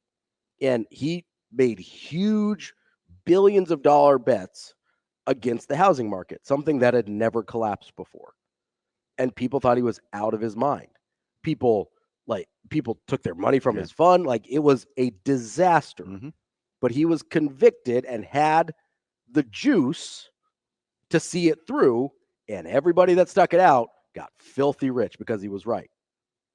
But you have to be a very unusual type of person to withstand that, especially long term. He had to withstand it for about a year and a half. Miles Brand would have had to withstand this for a very long, or whoever, a very long time. We're talking about several years minimum withstanding this and be like, this thing is coming. I swear this thing is coming. And then if he had proactively done it, then we probably never get to the court cases, and we never actually know if he was right or not that it was coming either way. But we see this all the time, though. We see this all the time with the stock market. There's always people saying, well, the stock market is going to crash here. It's going to crash then. I mean, there's people out there that do that all the time. And talking about the scare tactic? Yeah. And often they're wrong. That's why that's why it's hard to be convicted in a situation like this, because there are so many people crying wolf. I'm just trying to figure out like the next move, because the comments, like the statements, were so general with the myriad of issues, and hopefully this will allow us to have X amount of conversation. Like about what? Like which parts? Is it possible he doesn't know?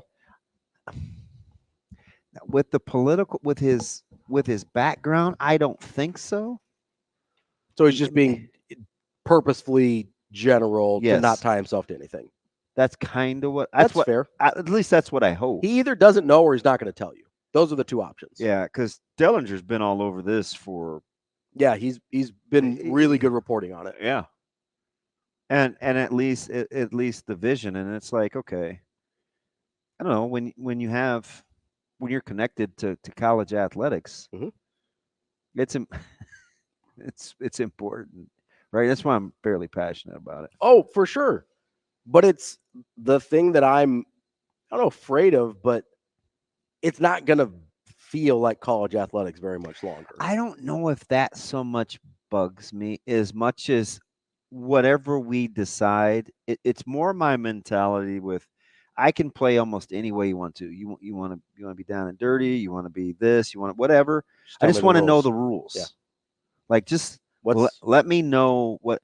Like I'm more interested in the viability and sustainability than if I can't romanticize about college athletics. Yeah, I don't mean that. I mean, what I mean more of is it's not going to feel like college athletics in the sense that you're going to see, I believe you're going to see tons of programs, whether entire athletic departments or individual sports within those athletic departments, fall by the wayside because it is now a for-profit model. And that doesn't feel very college athletic-y to me. Like, it's not about so much as the romance or whatever, but if you're not... Is that not how college universities are supposed to run? You can... I don't know.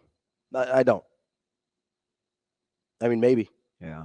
Like, you have to be financially responsible, but there's a difference between being financially responsible as a nonprofit and being a profitable business in a capitalistic model. Like, those are different things. And I don't know that most schools are prepared to operate in that new world, because most schools aren't built that way. Most athletic departments aren't built that way. Right.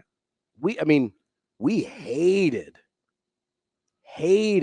Sean Eichhorst for a lot of reasons, but he's the guy that operated most like this in Nebraska's recent history. And he's one of the reasons that they're in good financial shape now. Yeah. Right? Yeah. But man, did we hate that guy. Part of it, yeah. He's part of the reason. He's a decent chunk of the reason Nebraska's in really good financial shape. Like, you're going to have a lot more Sean Eichhorst in college athletics now, because that's the type of mindset you have to have if you're in a, hey, we have to make this profitable. Wonder what the future of collectives are going to be. That's the next really interesting question, because Ross Dellinger had some reporting on NIL too. We can get to that next here on Hurrdat Sports Radio. Wrapping up hour number 2 here on Hurrdat Sports Radio, AM 590, ESPN Omaha, ESPN Tri-Cities. We're live on Twitter, Facebook, YouTube. That's DB. I'm Ravi Lulla here on the Pillar Exterior stage, reminding you to get to unionomaha.com to buy tickets for their next home match on May 29th. That's Wednesday, just a few days from now. It is their One Means All Community Night presented by Bellevue University. Going to have education-focused exhibits on the concourse, and you'll get to see some of the mascots out there as well. Make sure you get to unionomaha.com for tickets. That's $5.29. That's this upcoming Wednesday. DB, lots going on. Yeah. Lots going on. Yeah. Nebraska baseball staying alive. They get back at it at 2 p.m. today. Early one. I like an afternoon baseball game. game. I do too. Those are I think they're my favorites. I like afternoon baseball. Speaking of which, remember I asked about like revenue? Mm-hmm. And Tony, he hit something on X just to get back to Fridays versus Saturday. He says, as far as revenue for downtown Lincoln, I used to run dang, this dude is wide ranging. I used to run a restaurant on Q Street.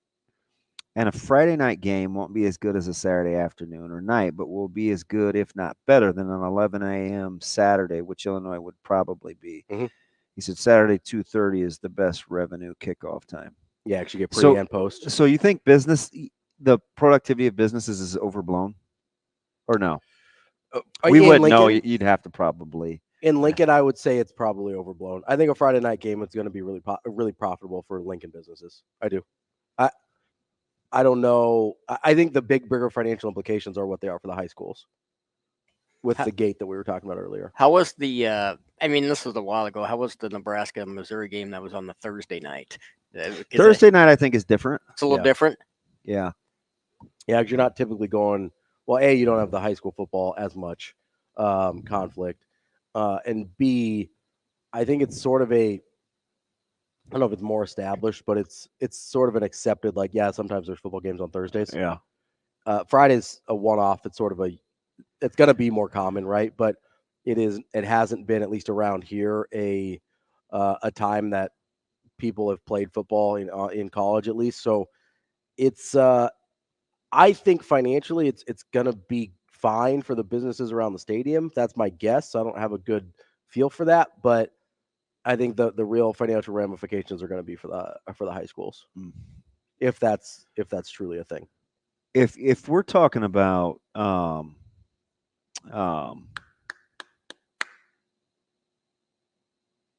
the NIL and the future of NIL, we're still in the model right now where we want to collect as much as we can to build up collectives for revenue and let that be part of the revenue stream. Is that in addition to what the universities are doing?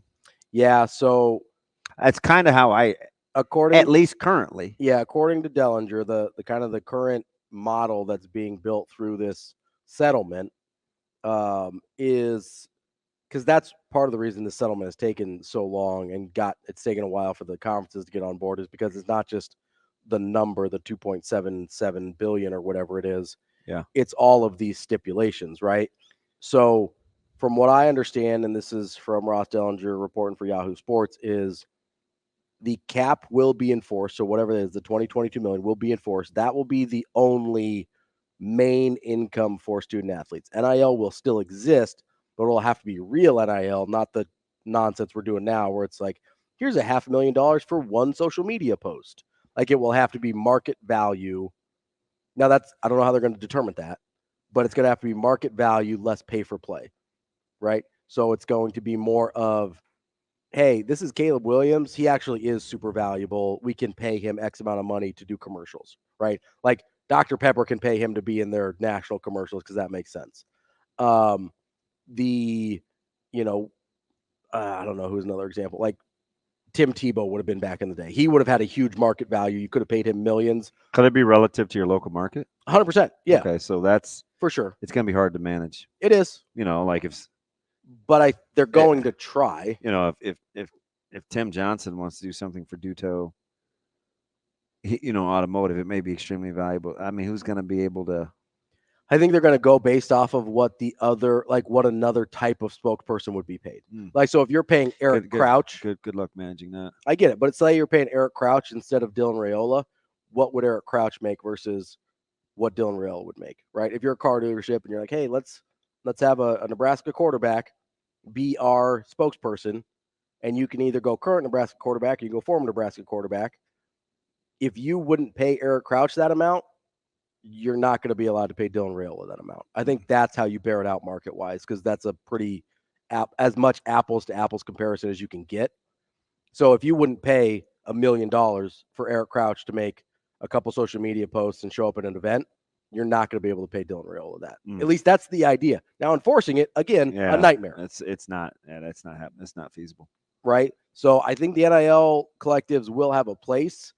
I do think it'll be less of a heavy lift for them because there is a base salary already. You're not going to have to be providing that extra amount to get people to even.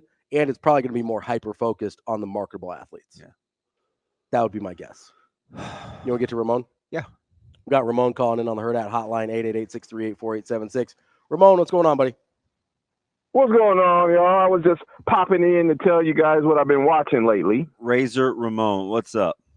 What, man? Ravi reminiscing about his old shows as it relates to economics got you going, or what? Yeah, I mean, if I tried to get into all of it, I wouldn't have time to get what I was talking about. But a very good conversation about the NCAA and the BlackBerry movie and all that. It's interesting, isn't it? Yeah. So just want to tell you guys, I watched Warrior and Three Body Problem. I recommend both. If you like Bruce Lee, Shane, Warrior would be your show. Is it? What's the Is it on Netflix? What is it? I'll take it. Yeah, they're both on Netflix. And I obviously love the name.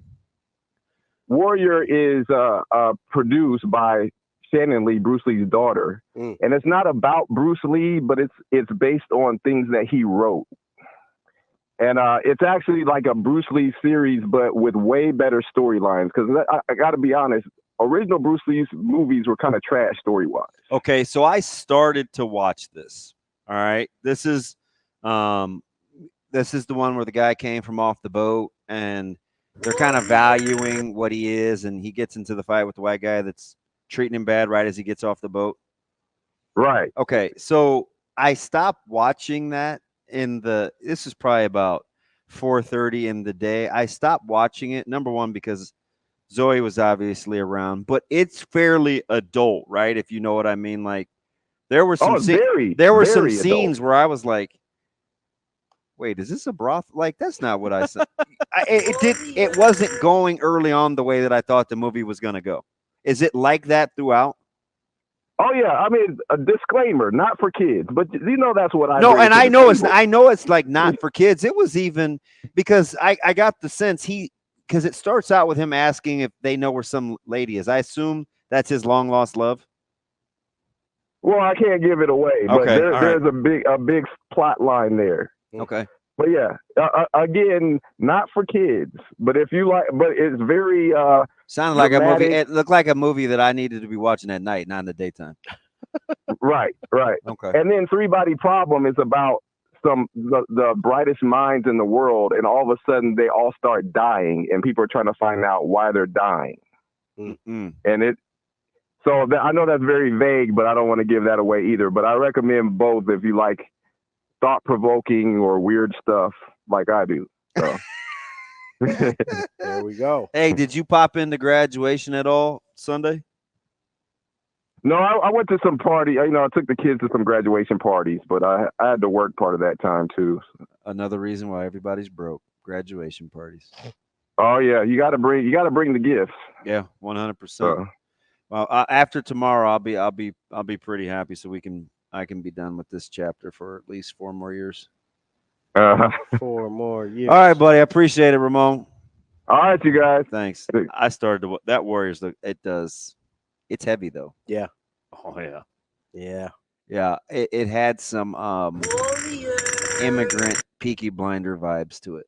Yeah. So I had seen a preview for it, or maybe like a clip on TikTok. I like that actor. I hadn't seen it. I had heard a bunch of people had told me that I would like Three Body Problem because it's kind of a like thinking, a lot of deep thinking, thought provoking, as Ramon said. I don't know. I have to look at it. It's always interesting when somebody writes something and then they make whatever it is that they write, and they don't necessarily, when they originally make it, they don't necessarily go down the way it was written. And so when they come back to the original written piece like they have with the Warrior, which I from what Ramon was saying, it's interesting that they actually go the way that it was probably written. So these things they're interesting to watch just when it comes to that.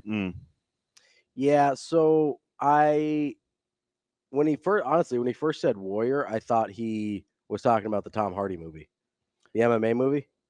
Have you seen that one? Yeah. That's a little older though. Although I do love Tom Hardy. That movie. I like Hardy. Yeah, me too.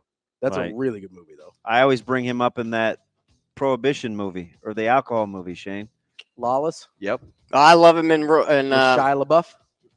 Yeah, I mean he got whooped. I love him as Mad Max. So, hey, the Fury Road thing. Yeah, he's pretty good in that. Dude, what are they doing with Chris Hemsworth? Yeah, I don't know. Making him a bad guy. Is he cracking jokes? I didn't think it was a jokey movie. It seems like he has a little humor.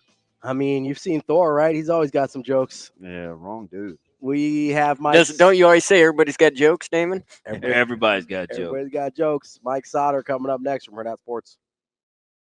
Kicking off hour number 3 here on Hurrdat Sports Radio, AM 590 ESPN Omaha, ESPN Tri-Cities, KFOR in Lincoln. That's DB. I'm Ravi Lulla. We're here with Mike Sautter as well on the Pillar Exterior stage. What's going on, Mike? Hi, Mike. Man, summer's here. What's up, Jerome? So summer's here. That means, yeah, daddy daycare. Daddy daycare is in effect. Yeah. So, yeah, she's such a cutie pie. She does look. A lot of people say this out of spite when they want to offend the dude, but she does look exactly like your wife. She does, very much so. Oh my goodness. Yeah, she can't hear because I hate throwing the iPad in front of her and whatever, but hey, you got to be quiet for like an hour, so just sit down. Yeah, put that on. So, just not paying for childcare, are you? No. Yeah, listen, I hear you. We're almost done finally with like that. Like Maya's coming by Tuesday morning to help me out. I was talking to my neighbor the other day, last night, after I mowed for. These are all Robbie's problems. He's like, yeah, I just, I combat this. Don't have kids. I mean, you guys can continue. I'm just gonna you babysitting. You want to babysit Tuesday? God no. Yeah, it's Zoe. I was a nanny for 2 years. What? Yep. In college. He said that the same time I did. In college, I was a nanny for 2 years. That would be a great gig, though. You get the right family, dude. Oh, it was. Yeah. They were terrific. It was this lady that my mom used to work for. Like she was the lawyer. My mom was the paralegal. They had a great relationship. We'd known them forever. And then her schedule changed a little bit. And they're like, hey, can you come like watch the kids? And so it's 5 kids, 5 days a week. Man, listen, I'm your dude. 5. I could do that. That would actually kind of be in my wheelhouse. Yeah, so I was less. I could manage that just fine, and I love kids. I was less anti-kid then than I am now. I had a little more patience then, and they pay so well. And they were super gracious with me, and the kids were really cool. Like they were super low maintenance.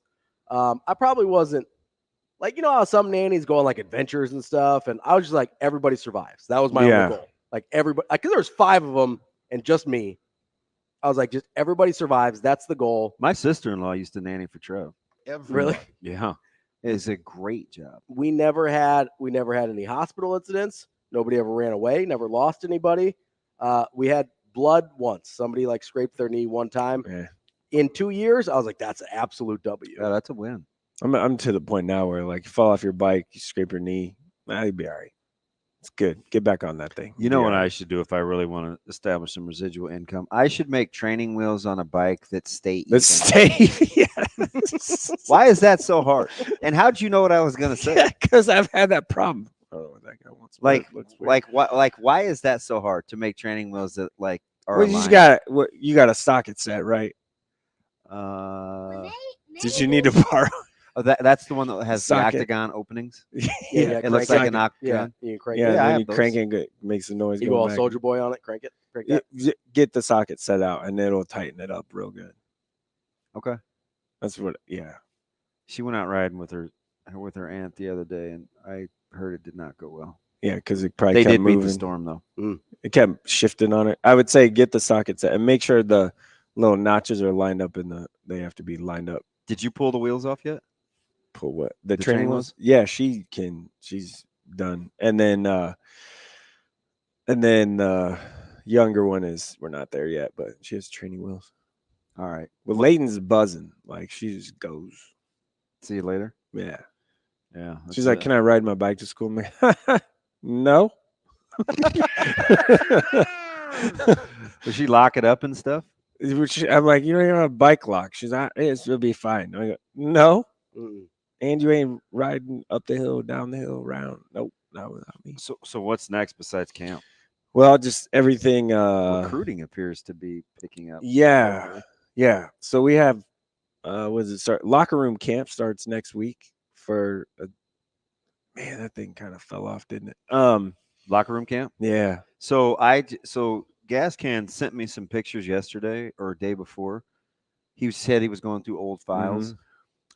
He sent me pictures of me working at MG camp in 06. Yeah. Do you know how far the camp is? We actually did drills back then where you would bring your kid, drill Ralston against the other kid. Brian would come, Central would come, and you would relegate coaches to coach specific stations, and you cross-train all the kids. Now it's like it's stuff like, at your own place, and then maybe one day we'll practice with you, but we're not going to actually practice with you. And then it's just where do you think it got like that? Coaches got more protective of other people coaching their kids? 100%. And then all the transfer stuff happened more, so coaches are like, nah, we're going to do our own thing. Insulate. Just mad. Yeah, I think a little bit. And there was pre-COVID, there was some there's always, you get other teams football and it's hot and it's all that. It's kind of like the NFL when they do the co-practice thing. You get a little talking and a little extra chippy after the whistle stuff happening. And that I think the coaches are just like, don't want to deal with that. I remember going to Burke. Burke went to North. This was like Hickman, Heinrich, Watts. I was those at guys. And the fight broke out. Yeah, I was there, and I was like, I was looking forward because this is going to be cool, right? Yeah, that was like a cool thing. Is to go to practice with these two practicing each other for 2 hours. That is Pittman and Ronell Wells and those guys. Not like it did Chris not Hickman and Henry. Yeah, it didn't go very well. So I think that's kind of part of it. We talked about that last night at our staff meeting, what we wanted to do. Mm-hmm. And we're just going to do our own thing. Yeah, that's what kind of everyone's kind of doing that, I guess. Now, plus, we got to be ready. Hey, look, you know who we open with June 5th for passing league?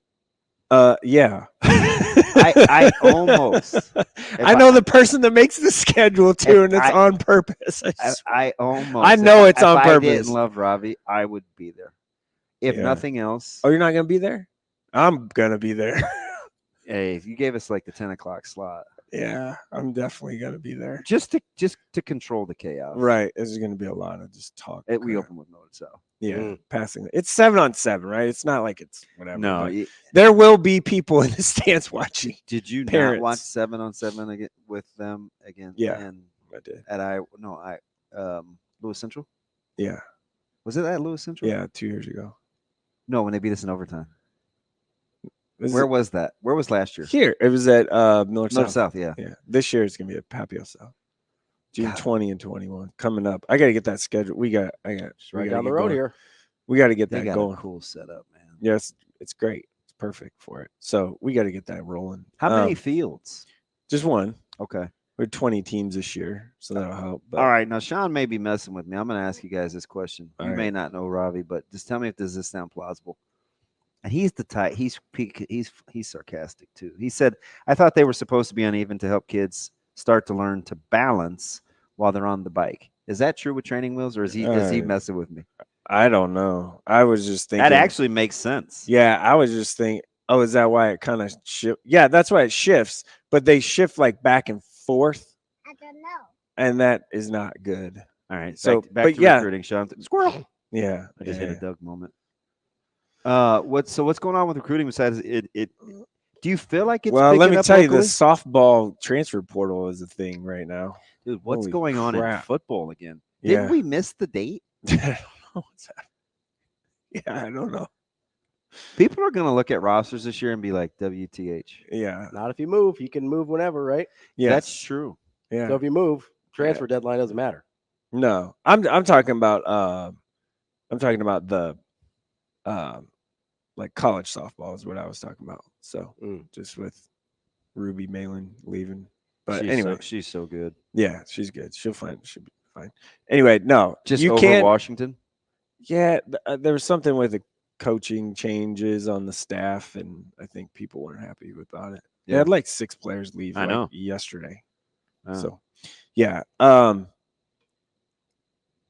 High school recruiting stuff. Yes, picking up. Yes, it'll gain more steam. Yes, I will dive a lot harder into it in the next month, like I kind of always do in June. But so, who are we looking to? I know Christian's going to finalize his OV schedule. Yeah. I'm pretty sure I know. Christian Jones is the biggest one, right? Feels like USC is going to be one. Yeah, he'll go to USC. Yeah, he'll go to Oklahoma. He'll go to Nebraska. Yeah, if Nebraska doesn't get him, it's kind of a big deal. I think even with merit. Yeah, I think it's kind of a big deal. It'll be a big deal around here because he's from here. Yeah, I think from a national perspective, Dawson Merritt, in terms of ability, you're not having a drop off there either way. I don't think. From you take both. If you would, I mean, I would. Yeah, you would absolutely take both. Well, now you can take how many ever guys you want because the roster limit thing ain't gonna matter. 2 years? So still can't manage it though. I know, mean, it's a really good hard idea. to manage. It's not even going to be practical. I know. Maybe not for a lot of schools. Maybe it should be like 100. I don't know. It's up to the program. We can talk about it later. But Christian's a guy, like I look at a couple of linemen that are in the tweener phase right now. Garrett Malley's the one that's heating up real big time. Like he's got an OV to Oregon State coming next weekend. Where do you put him in terms of projection with like a Ren Brown? He's higher. Okay. Just because looks a little more ready. Yeah. Yep. Frames a little bit better. Look, I'm saying like that you can. Ren has a lot to work with. The future, right? Okay. Yeah. And you have to look at level competition. You just kind of do so. But Ren is great. He's a guy that last year, kind of at the beginning of the year, it was like, there's a kid up in Stanton. It was like, all right, like let's go. So that, and then Calvin Jansen. I mean, Gretna has a couple of linemen, right? Yeah. That are pretty good. They're going to be pretty good. So, I'd actually like to see them bounce back a little bit. They'll be fine. They get a couple quarterbacks that are fine. They'll be all right.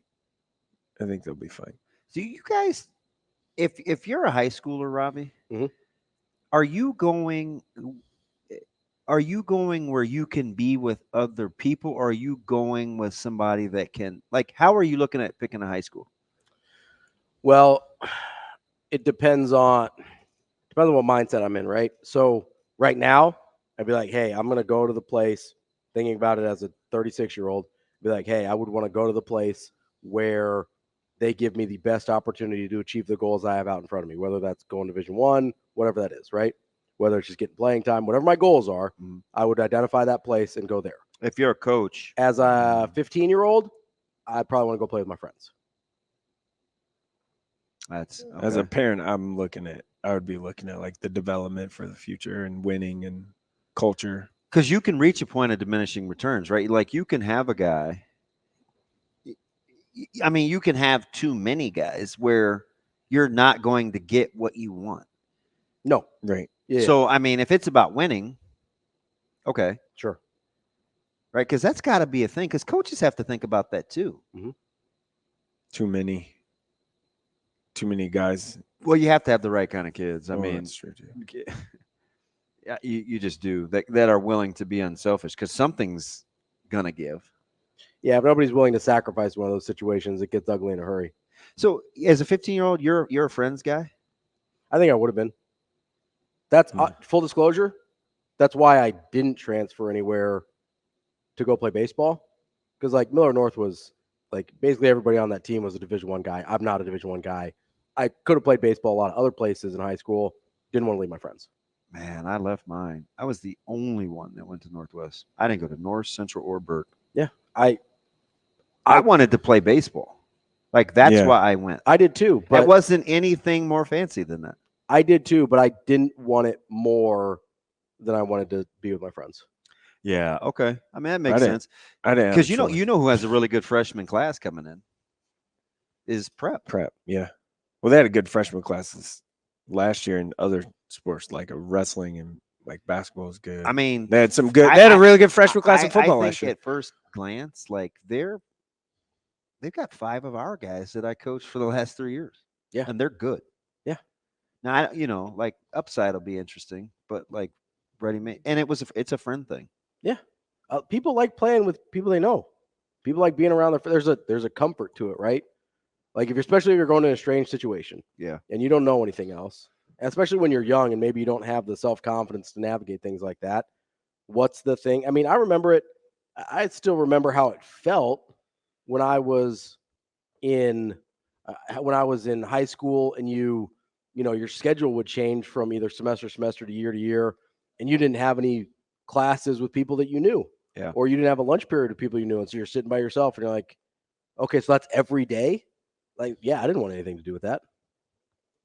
Speaking of recruiting, Henry Ryberg is going to be another line. There's a lot of linemen. Rayberg, yeah, that's his guy. I love that. But there's a lot of linemen. That is. I've been talking about him for a while. Oh yeah, he's like tough. This year. Like, yeah, hey, there's like the top heavy Christian Jonesy type of guys, but there's a lot of. I love those. There's a lot of lineman type of guys like that. Me too. I like him. I like him a lot. Yeah, I told you I love Owen James. Yeah. Well, that's what I like Lab at Millard South. Yeah. I like who's the Cockstrong guy at Tapio? Malley. Yeah. I mean, guy's legit. Mm-hmm. Yeah. You know, it may take like one more year, but I hear this a lot. Calvin Jansen, Ben Marion is the other guy. I hear this a lot from young people, right? And I think we've been spoiled with all the attention of Division I recruits. It's 8th, 9th, and even sometimes 10th grade. It's people are panicking, wanting to be recruited in the spotlight, and it's hard. It's football's so much different. Sometimes you just gotta stick it out. Yeah, football is so much different than like getting an offer as a football player as a freshman. Oof.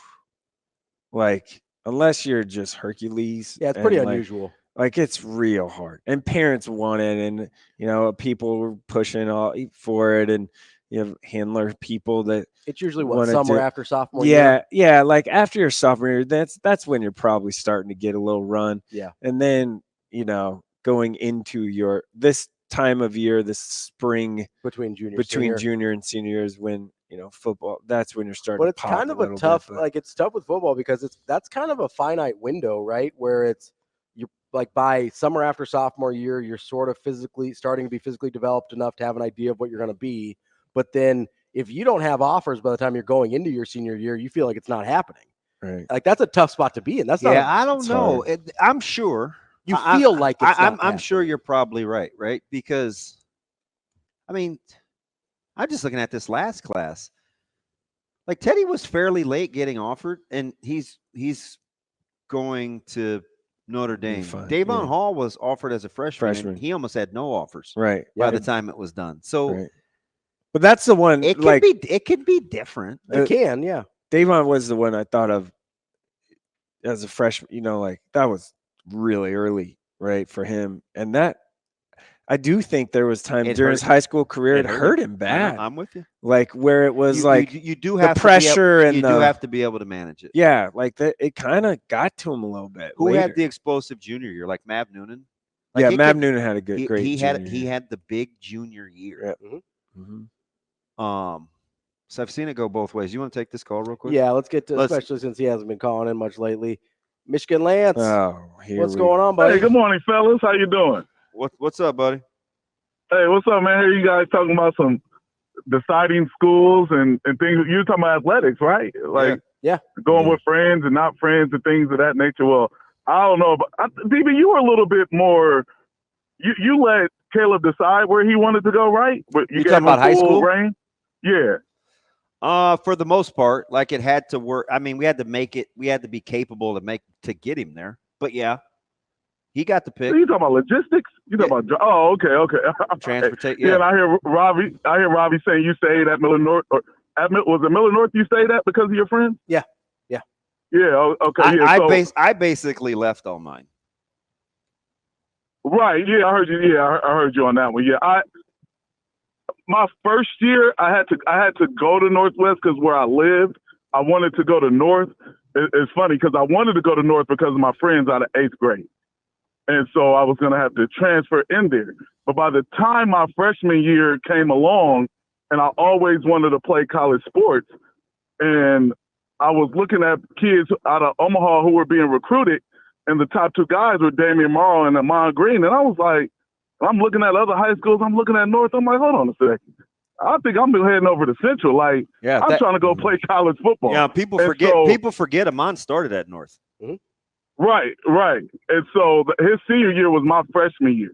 And so I'm looking at him and Damian Morrow in Sports Illustrated. I was like, and I didn't tell anybody. I was like, no, I'm out of here. I'm going to Central. So I made that decision on my own. And it's funny, people ask me, how'd you make that? Like, I think back on it now, like, I didn't ask my mom. Like, I told my mom, like, hey, this is where I want to go. This is what I want to do. She was like, all right. She didn't really care. And so, but yeah, I just made that decision because, like, man, for my future, dad wasn't as easy going. It had to come around. I was the 5th out of 5. Mm-hmm. Everybody else went to Central. He worked there. That took a little more convincing. Yeah, it would have been really interesting for you how it would have turned out different. How differently it would have turned out for you going to Central. All right, all right. So if Langston was going to move back to Omaha, what are you looking for? Well, it was no different when I was looking for when I was in Omaha. It wasn't going to be his decision. Any of my kids, none of my kids have made their decision on schools. It's been a both of us, and it's based on what they want to do, and then what we feel is the best for them as well. And so we were the same. For him, it was like it was either Bellevue West or West Side before we left. That was what, 22? We left in 22, and so this fall of 23 would have been his freshman year. So at the time, it would have been those two. Well, and Prep in there as well because he went to Jesuit Academy. And so leaning more as it has gone by it right now, probably would have been between Prep and West Side. Just for and I got to throw in there, and now since my guy DeJuan Johnson's at South, that definitely would have been in there too because I know how he builds and develops, and that would have been a big part as well too. So the combination of both and how things academically, academically, like those are good academic schools. I always said, and people got mad at me, you're going to be a good student where you're going to be a good student. Right. Exactly. That really didn't matter that much. Like that didn't matter to me. Let me ask you something. How you just finished up spring ball? Mm-hmm. How far ahead is Langston given his grade versus where you think he would be here? Oh, he's light years ahead, most definitely. And that was one of my concerns about staying in Omaha was his development because I knew we just don't play enough. Yes, not playing enough. I mean, ending in November and not putting on pads again until August and not seeing another opponent until September. Like we had spring ball, we had a spring game against another team. In the fall, we'll have a real preseason game. So we'll have fall camp, and then we'll play a preseason game against another team. We're going to travel like 3 hours away to go play them before the real regular season starts. I'm not talking about non-division opponents. I'm talking about a real preseason game that doesn't count towards schedule. Yes. Michigan Lance, we appreciate. Hey, congrats on the new job. As always. Hey, thanks. Appreciate it. Go kill it, man. That's Michigan Lance. We'll be back with more Hurrdat Sports Radio. We're back here on Hurrdat Sports Radio, AM 590, ESPN Omaha, ESPN Tri-Cities. We're live on Twitter, Facebook, YouTube, also on KFOR in Lincoln for this third hour. That's DB. I'm Ravi, Lulla, Mike Sautter here with us as well. And we are brought to you by our friends over at Warhorse Sportsbook, whether it's at the casino in Lincoln or at Horseman's Park here in Omaha. Make sure you get out and get to Warhorse because it's the best place in Nebraska to place your sports bets. Got NHL, NBA playoffs, whatever you can think of, they've got you covered. Go to warhorsecasino.com/sportsbook for a full list of house rules and details. That's Warhorse Sportsbook. No bets, no glory. Hey, Mike, I have a question. Okay. Why do you feel like, did you know that Shrine Bowl was next week? Not until somebody mentioned it in the comments. Where? I did not know that. Let me see this. Heath asked if Mike was going to the Shrine Bowl next week. Oh, thank I you will for not. highlighting. I will not be there. Okay, so I'm glad you were honest. Yeah. What happened? I didn't know it was even a thing. I mean, I didn't know. I thought it was later. Listen, which sounds unbelievably crazy for a guy that is immersed in high school sports. Yeah. So that's my point. Not as an indictment, because I know a couple guys that had to come get equipment for it. Right. So it's obviously on my frontal lobe. Mm-hmm. But nobody's talking. Remember when the Shrine Bowl was like a thing? Hey, are you going to the Shrine Bowl? Did you? Yeah. Hey, we're going to the it was a big deal. Like everybody played. Mm-hmm. Now it's hard to get guys to want to play. It's obviously early enrolling stuff. Hey, Shane, can you help me with that? Early enrolling stuff has changed. So you don't get the high level guys going, right, or the people that are already enrolled, and then you also don't get another, the next tier. You're getting like tiers. So, yeah, I don't know. I guess I kind of forget about it. I just keep. This is weird, but the whole NCAA and the paying and all of this got me thinking about the spirit of what we're supposed to be doing, which led me to think about the Shrine Bowl and high school and why we pick high schools. Because remember, I also wonder if Shrine Bowl could move to it'd be cold as heck, but that first week of December or something, like a post. Yeah, actually like a bowl game almost. So you're not taking as much time off, right? Because at what point are kids like, yeah, I'm good? I just don't know where you're going to play it. That's true, but I don't know. And they change kind of directors. It used to be the thing. If you didn't get invited to Shrine Bowl, you were mad. It was like, I used to love the Shrine Bowl because what are you doing? It was this random football game that was on PBS and would be available over the middle of the summer where there was no other football on.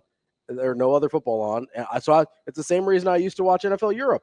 It was just this random football in the middle. And it was like the who's who. Yeah, everybody got really was good there. players there. And I used to always pay attention. I don't know if it was, can't remember if it was like Larry Putney back then when I was watching or whoever, but you'd be like, oh, this guy's going to Nebraska, this guy's going to wherever. It was really good players. Yeah. And then I'd like to watch all the Miller North guys, and it was a big deal. I mean, you don't get guys. The Shrine Bowl snuck up on Mike Sautter. Yeah, I don't know. But I mean, it's not super relevant anymore. No. We gotta figure that out. Well, I think the director changed and stuff. So, yeah.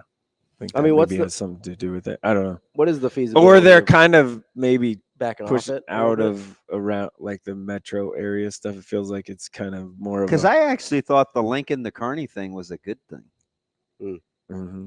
Yeah, practice in Lincoln, whatever. Like the stadium setup, because now they play it at Ron and Carroll Cope Stadium. Mm-hmm. Right.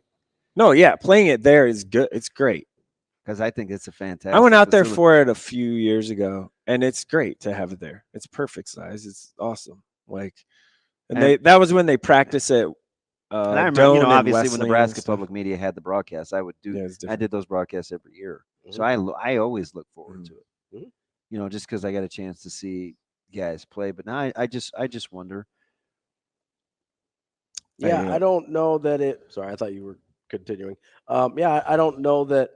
I don't know what place it has moving forward unless you make some pretty significant adjustments to either when it's played or make it more inviting to some of the higher end guys to want to play. I mean, there's still good players. I mean, there's plenty. Yeah, there's good players on there. I mean, like Drake Zimmerman's playing on there. Trevor Spady's playing. My guy. Yeah, Henry Prohaska is on that team. Blake Hawkins, Isaiah Weber is going to do pretty well. Cooper Johnson. I always, so much like a lot of football, a lot of that game is based on quarterback play. Yeah. Oh, yeah. I've done a couple of those broadcasts where it's like how it looks. Yeah. Yeah. So was it Noah Walters last year? I mean, Quentin Archer from Bennington's playing in it. Walters would have been a couple of years ago. And like there was a shortage of quarterbacks available. Yeah. And so it was just like standard. It changes like. Oh, it pretty dramatically changes the dynamic of what you're watching. Yeah. They're just going to be running the ball. I remember Isaac Doty from Sydney, remember him? Oh, like, yeah. He's on the North team. I mean, there's Peyton Prestito's playing in it. I like him. Love that guy. Quietly. Michael Burt's in it. He tore up Miller North this year. Well, Michael Burt is on a roster. I don't know if he's there was something about him for like the last 2 years. I was a Prestito? Yeah. Our coaches don't like when I refer to other players by name, so I just would call him P2 or number. Like they're not big. Like Coach of mine is super old school. Like, yeah, I don't want to hear about that. Here's Just give also me numbers as it relates to a scouting report. back to the Shrine Bowl. There's of the coaches, head or assistant coaches on this year's teams, there is one from the Metro. Huffman? No. Larry. Tom Van Oot from Gross. That's it? Yeah. Southeast, Southwest, Gross, St. Cecilia, BDS, Southeast, Southeast. And then Norfolk, North Star, Sydney, Hardington, CC, Neely, Oakdale, Grand Island, Norfolk. That's where the coaches are from. So that's probably why we don't hear about it. Haven't heard about it as much. Me, maybe. Huh. Yeah, it's less metro-centric Yeah. event. And I live in Omaha. I try and get out as much as I can. So, but that's probably a little maybe part of it. And frankly, there isn't a ton of metro kids on these. What did you hear about? Did you hear much or give much thought to the Illinois game moving to Friday night? Yeah, I know it drives ADs crazy. Yeah, they're not. Well, you guys that's a Bellevue West game. It's a big night. Oh, I understand. It's a big and it's a home game. It's a big ticket night. Yeah. So I'm sure. And if people think revenue isn't important, why do you think Bellevue West doesn't do live stream broadcasts? games for free? They stream, yeah. And they don't do Thursday. Bellevue for they real. They were kind of the first ones to kind of capitalize on their market value. And there's also a reason why they don't do like the TV games. I know. That's why. Because the gate matters there. Yeah, gate matters. And I know his new Morrow was smart, but like he held firm. And I know sometimes the TVs are like, oh, come on, like help us out. And he's like, look, man, we got an athletic budget. Yeah, like we're trying to. Yeah.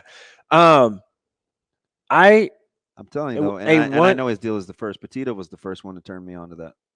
Yeah. How important the gate? Yep. Yeah. The gate is when important. I finally started to figure out public athletics, because I remember being at Northwest, it's like we got to find a way to generate revenue. Yeah. Mm-hmm. And that's the easiest way. And I would go over there and I would talk to him and pick his brain. And I'm like, wait, $60K for a home game? You're making that money. Yeah. That would have ran our program for 6 years. Like the at the time. Yeah. What do you I'm dead dog serious. Yeah. How much you guys think like the Millard North, so Kirkman, South, so our Millard athletic, West, our like athletic those director games are will tell you that prep gate huge from last year that was so star studded. Yeah. They may have broke a record. Yeah. Yeah. Like people don't believe it, but there's we're talking about like 5,000-6,000 people. Like sometimes more. It's a bigger one. Yeah. If you're at Buell, like you can push more. 10. The Millard games at Buell, like if I was teams telling are good, them about when Millard North used to open with another Millard school. Yeah, we used to open with Millard West a lot. And it would push 10,000 people. Like it was. And whoever like the home team is that night. Yeah. Hey, so how did they do it? Did they split or is whoever the home team? Yep. Really? Yep. Ugh, So one year that'd be tough to swallow. It ain't Lincoln, baby. We ain't revenue sharing, they bro. do share. Oh, Yeah, no, it's whoever gets home. yeah. But usually they try The revenue sharing thing in Lincoln's wild. when they usually try and split it though. So like At least they can keep all their schools updated at the same time though. Yeah. Hey man, you got one more basketball than this school. You're getting that one. You're getting that one. That basketball in yeah, half. you're getting it. Crazy. No booster clubs. Yeah, it's wild. The you didn't know that? This is new. No. Oh man. Usually they try and split the home game, so you get one home Miller game. We couldn't function without our one booster road club. Miller game. Oh yeah, how'd you recruit all those players? Coming up next, Matt Vrzal. Exactly. Matt Vrzal coming up to join the show here on Hurrdat Sports Radio. Wrapping up the show here on a Friday and the week on Hurrdat Sports Radio, AM 590, ESPN Omaha, ESPN Tri-Cities, KFOR in Lincoln. That's DB. I'm Ravi Lulla. Mike Sautter here with us as well on Twitter, Facebook, YouTube from the Pillar Exterior Stage. And joining us now is Matt Vrzal, former Husker, owner of Paisan's Pizzeria. Verz, what's going on, bud? Nothing, boys. What you doing? Well, better question is, how are you doing? In the words of your main supporter at Westside, super good, getting better. Oh wow. What does that mean? Is that a DJ thing? Oh yeah. Say that to him. See what he says. I gotta say super good, getting better, fantastic, and improving. I have to get a flash drive from him. He may leave it for me in the mailbox. He's pretty busy. Oh, film. He's got a couple things going on. Just how are you ladies doing today? Did you say ladies? Wow. I'm sorry. I can't hear very well today. Hey, yeah, we know. Did you? What time did you get in this morning? Oh, baby, school's over. Yeah, school's over. We're sleeping in. So did you sleep? Did you sleep through last night?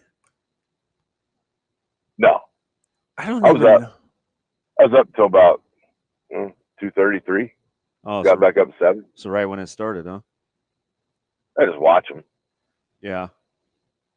It is. I mean, some like where I grew up at, and I know it's not the mecca of weather, but sometimes you just get like you'll just watch weather. You're like, oh, we had a lady in when the rain hit and the tornadoes like last week, and the sirens going off, and she's like, hey, you need to turn local TV on. I was like, no, I don't, unless you have a please in there.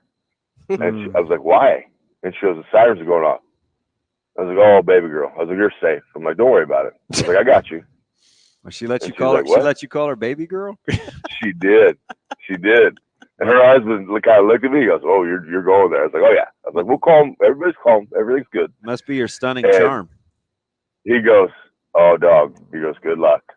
And so I was like, it's okay. I said, I'm from Grand Island. I was like, we ain't got to worry about much until it feels like all of the moisture is getting sucked out of the earth. I'm like, then we're going in the bathrooms. She kind of raised her eyebrow and she goes, okay.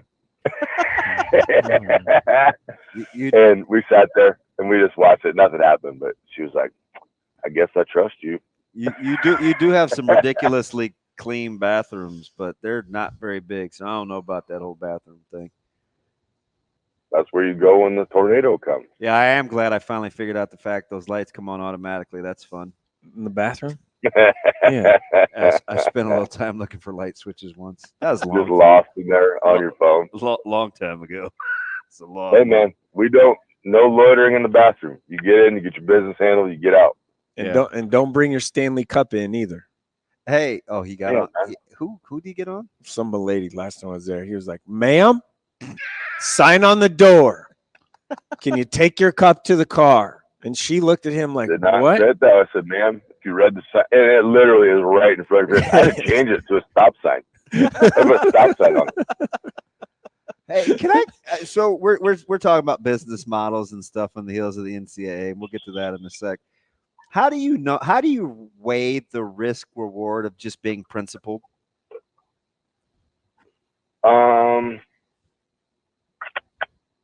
I think if you don't have principles or you don't have those kind of things, you don't really have much. Like you don't have a business. You have a place where people are going to come walk all over you and do what they want to do, and it's your place of business. and that's how we want to operate. And you want to bring in your 47 Stanley Cups, and you can take them back out to the car and head somewhere else. Because I don't. Why would I want to put myself through the whole thing of saying, hey, can I have your Stanley Cup? Great, thank you. And then I go dump it out because I don't know what's in there, and I don't know you, and you're not going to let me taste it. And the main reason for this is we had a mom came in with a young baby, like a baby in a carrier. And so we're working. It's a Friday or Saturday, I can't remember. And she sets the baby on the table. That's fine. I got no problem. I don't like the high chair upside down. It freaks me out. So she sets the baby on the table. Perfectly cool. She's got a milk bottle and a clear bottle. Mm-hmm. And so we're going, the night's going, and she's kind of starting to get loud. And I'm like, hey, who is serving the mom? And everyone's like, not me. Nobody. Not me. Hey, how long ago was this? 2 years probably now. Okay. Well, old girl had a milk bottle and a vodka bottle. So she was buying Sprites, or she bought a Sprite, then she was taking the clear baby bottle and pouring pouring vodka into the Sprite bottle. And I was like, oh crap. I'm like, what do I do now? Yeah. I was like, I got a drunk mom with a baby, no one else with her. But what do I do now? So Maddie, I'm like, so now I'm sorry. We never take that chance because, listen, there's some moms at some high schools in Omaha that think they're slick. I've kicked out parents from the school across the street for bringing in Fireball. So I saw like that's a thing now that not clubs, restaurant owners and bar folks do. They watch people that order just the drink and then bring in like their own airplanes and stuff, or whatever you call those little bottles. Like that's a legit thing that people do quite a bit, right? That's crazy. Because they ask those people to leave. It's not horrible, but it's all in the eyes. Like the person that comes in and their eyes may be a little bloodshot, but then all of a sudden they just want to come to your spot and drink Sprite, and then they get a little bit louder, and then now you're on. I mean, you master it in Lincoln. Like you one of the bars in Lincoln, you're on point. Like I know kids think they're slick. You know every cheater, every way they can do it, and then they don't like it when you call them out. But I'll just set the evidence on the table. Be like, okay, there's this. You guys have a great evening. Never come back. I haven't seen that family since. I always just wonder because I think maybe it's not once a week. It seems like it's once a week, but you give somebody the ultimatum to not come back. I just wonder how many times that happens. No, that is not true. That is a lie. It's not once a week. Here's the one that gets me. Is that we had a dude come in and he's got his thing, and I said, we're gonna have to take that back out to the car, and da da da. And he goes, yeah, I have structured water in here. I was like, yeah, great. I was like, that's awesome for you. I'm so excited. I said, I have a structured water filter at my mother's house. I'm like, they're great. I'm like, but we don't take them to restaurants. We assume that risk as we go. And he's being cool guy. He's like, do you even know structured water really? I'm like, yeah, I do. Actually, here's mine. Is this how he's talking? Yes, it is. And so he keeps going. And I said, now I'll be polite to an extent. And then now I'm going to get a little passive aggressive. And I said, hey, bud, I said, real quick, just so you know, in here, we do not have a structured water filter because one for here, it's going to be about $8,000. I said, I like you, but I don't like you that much. I said, just so you know, anything you are going to consume in here is made with good old Omaha tap water. I said, not a structure in there, buddy. So maybe we should take the water back out to the car. He picked the water up, went back out to the car. Did he come back in? Yeah. Okay. You were cool then. I get it. Like, I understand, but and some people just are used to it. Like, the ladies will laugh. Like, it's just like part of me now. It's like my purse. I'm sorry. I'll run it back out. No big deal. But we don't know what's in there, and we don't want to go through the drama of dumping it out and pouring you water. Yeah, because you're legally liable in that situation, right? If they bring something in. 100%. I didn't even. If they leave and they are tuned and they say we were at Paisans, then doesn't matter if the you good serve men them and or women, not. the good men. No, and they'll say we served them. Oh, okay, That's gotcha. the problem. Gotcha. Okay. The drunk will lie to get out of their situation, and the popo 100%. are just like, hey, what's this here? I'm like, yeah, here's the nips that they brought in to drink out of. I saved them for you. Hey, what time are you? So are you there now? Yeah, I'm finishing up my last day, and then we'll be over there. Okay. Hey, thank you for your help with that too. Yeah, we didn't get to that. We may we'll get to that Monday. We may have him on. I appreciate you boxing me in with the group text though. That was cute.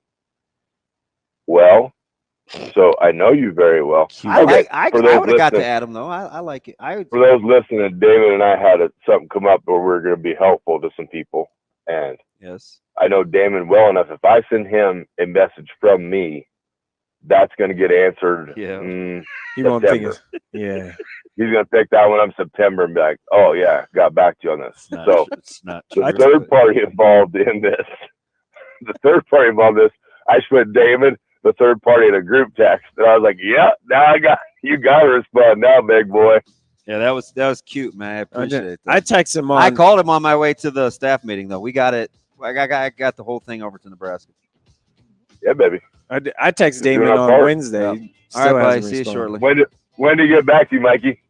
Still hasn't, and I'm sitting right here. Yeah. This one. I don't remember what he asked me. There you go, Mikey. Next time, you just put you and somebody else in the text, and if he doesn't really like, I'm just trying to get through these next 4 days. After the holidays, man, I'm straight. I'll be back to normal. He'll respond because he doesn't want to upset that person he doesn't know. That's Matt Vrzal, former Husker owner of Paisans Pizzeria. Verz, we appreciate it. We'll talk to you next week. Thanks, Matt. See you, boys.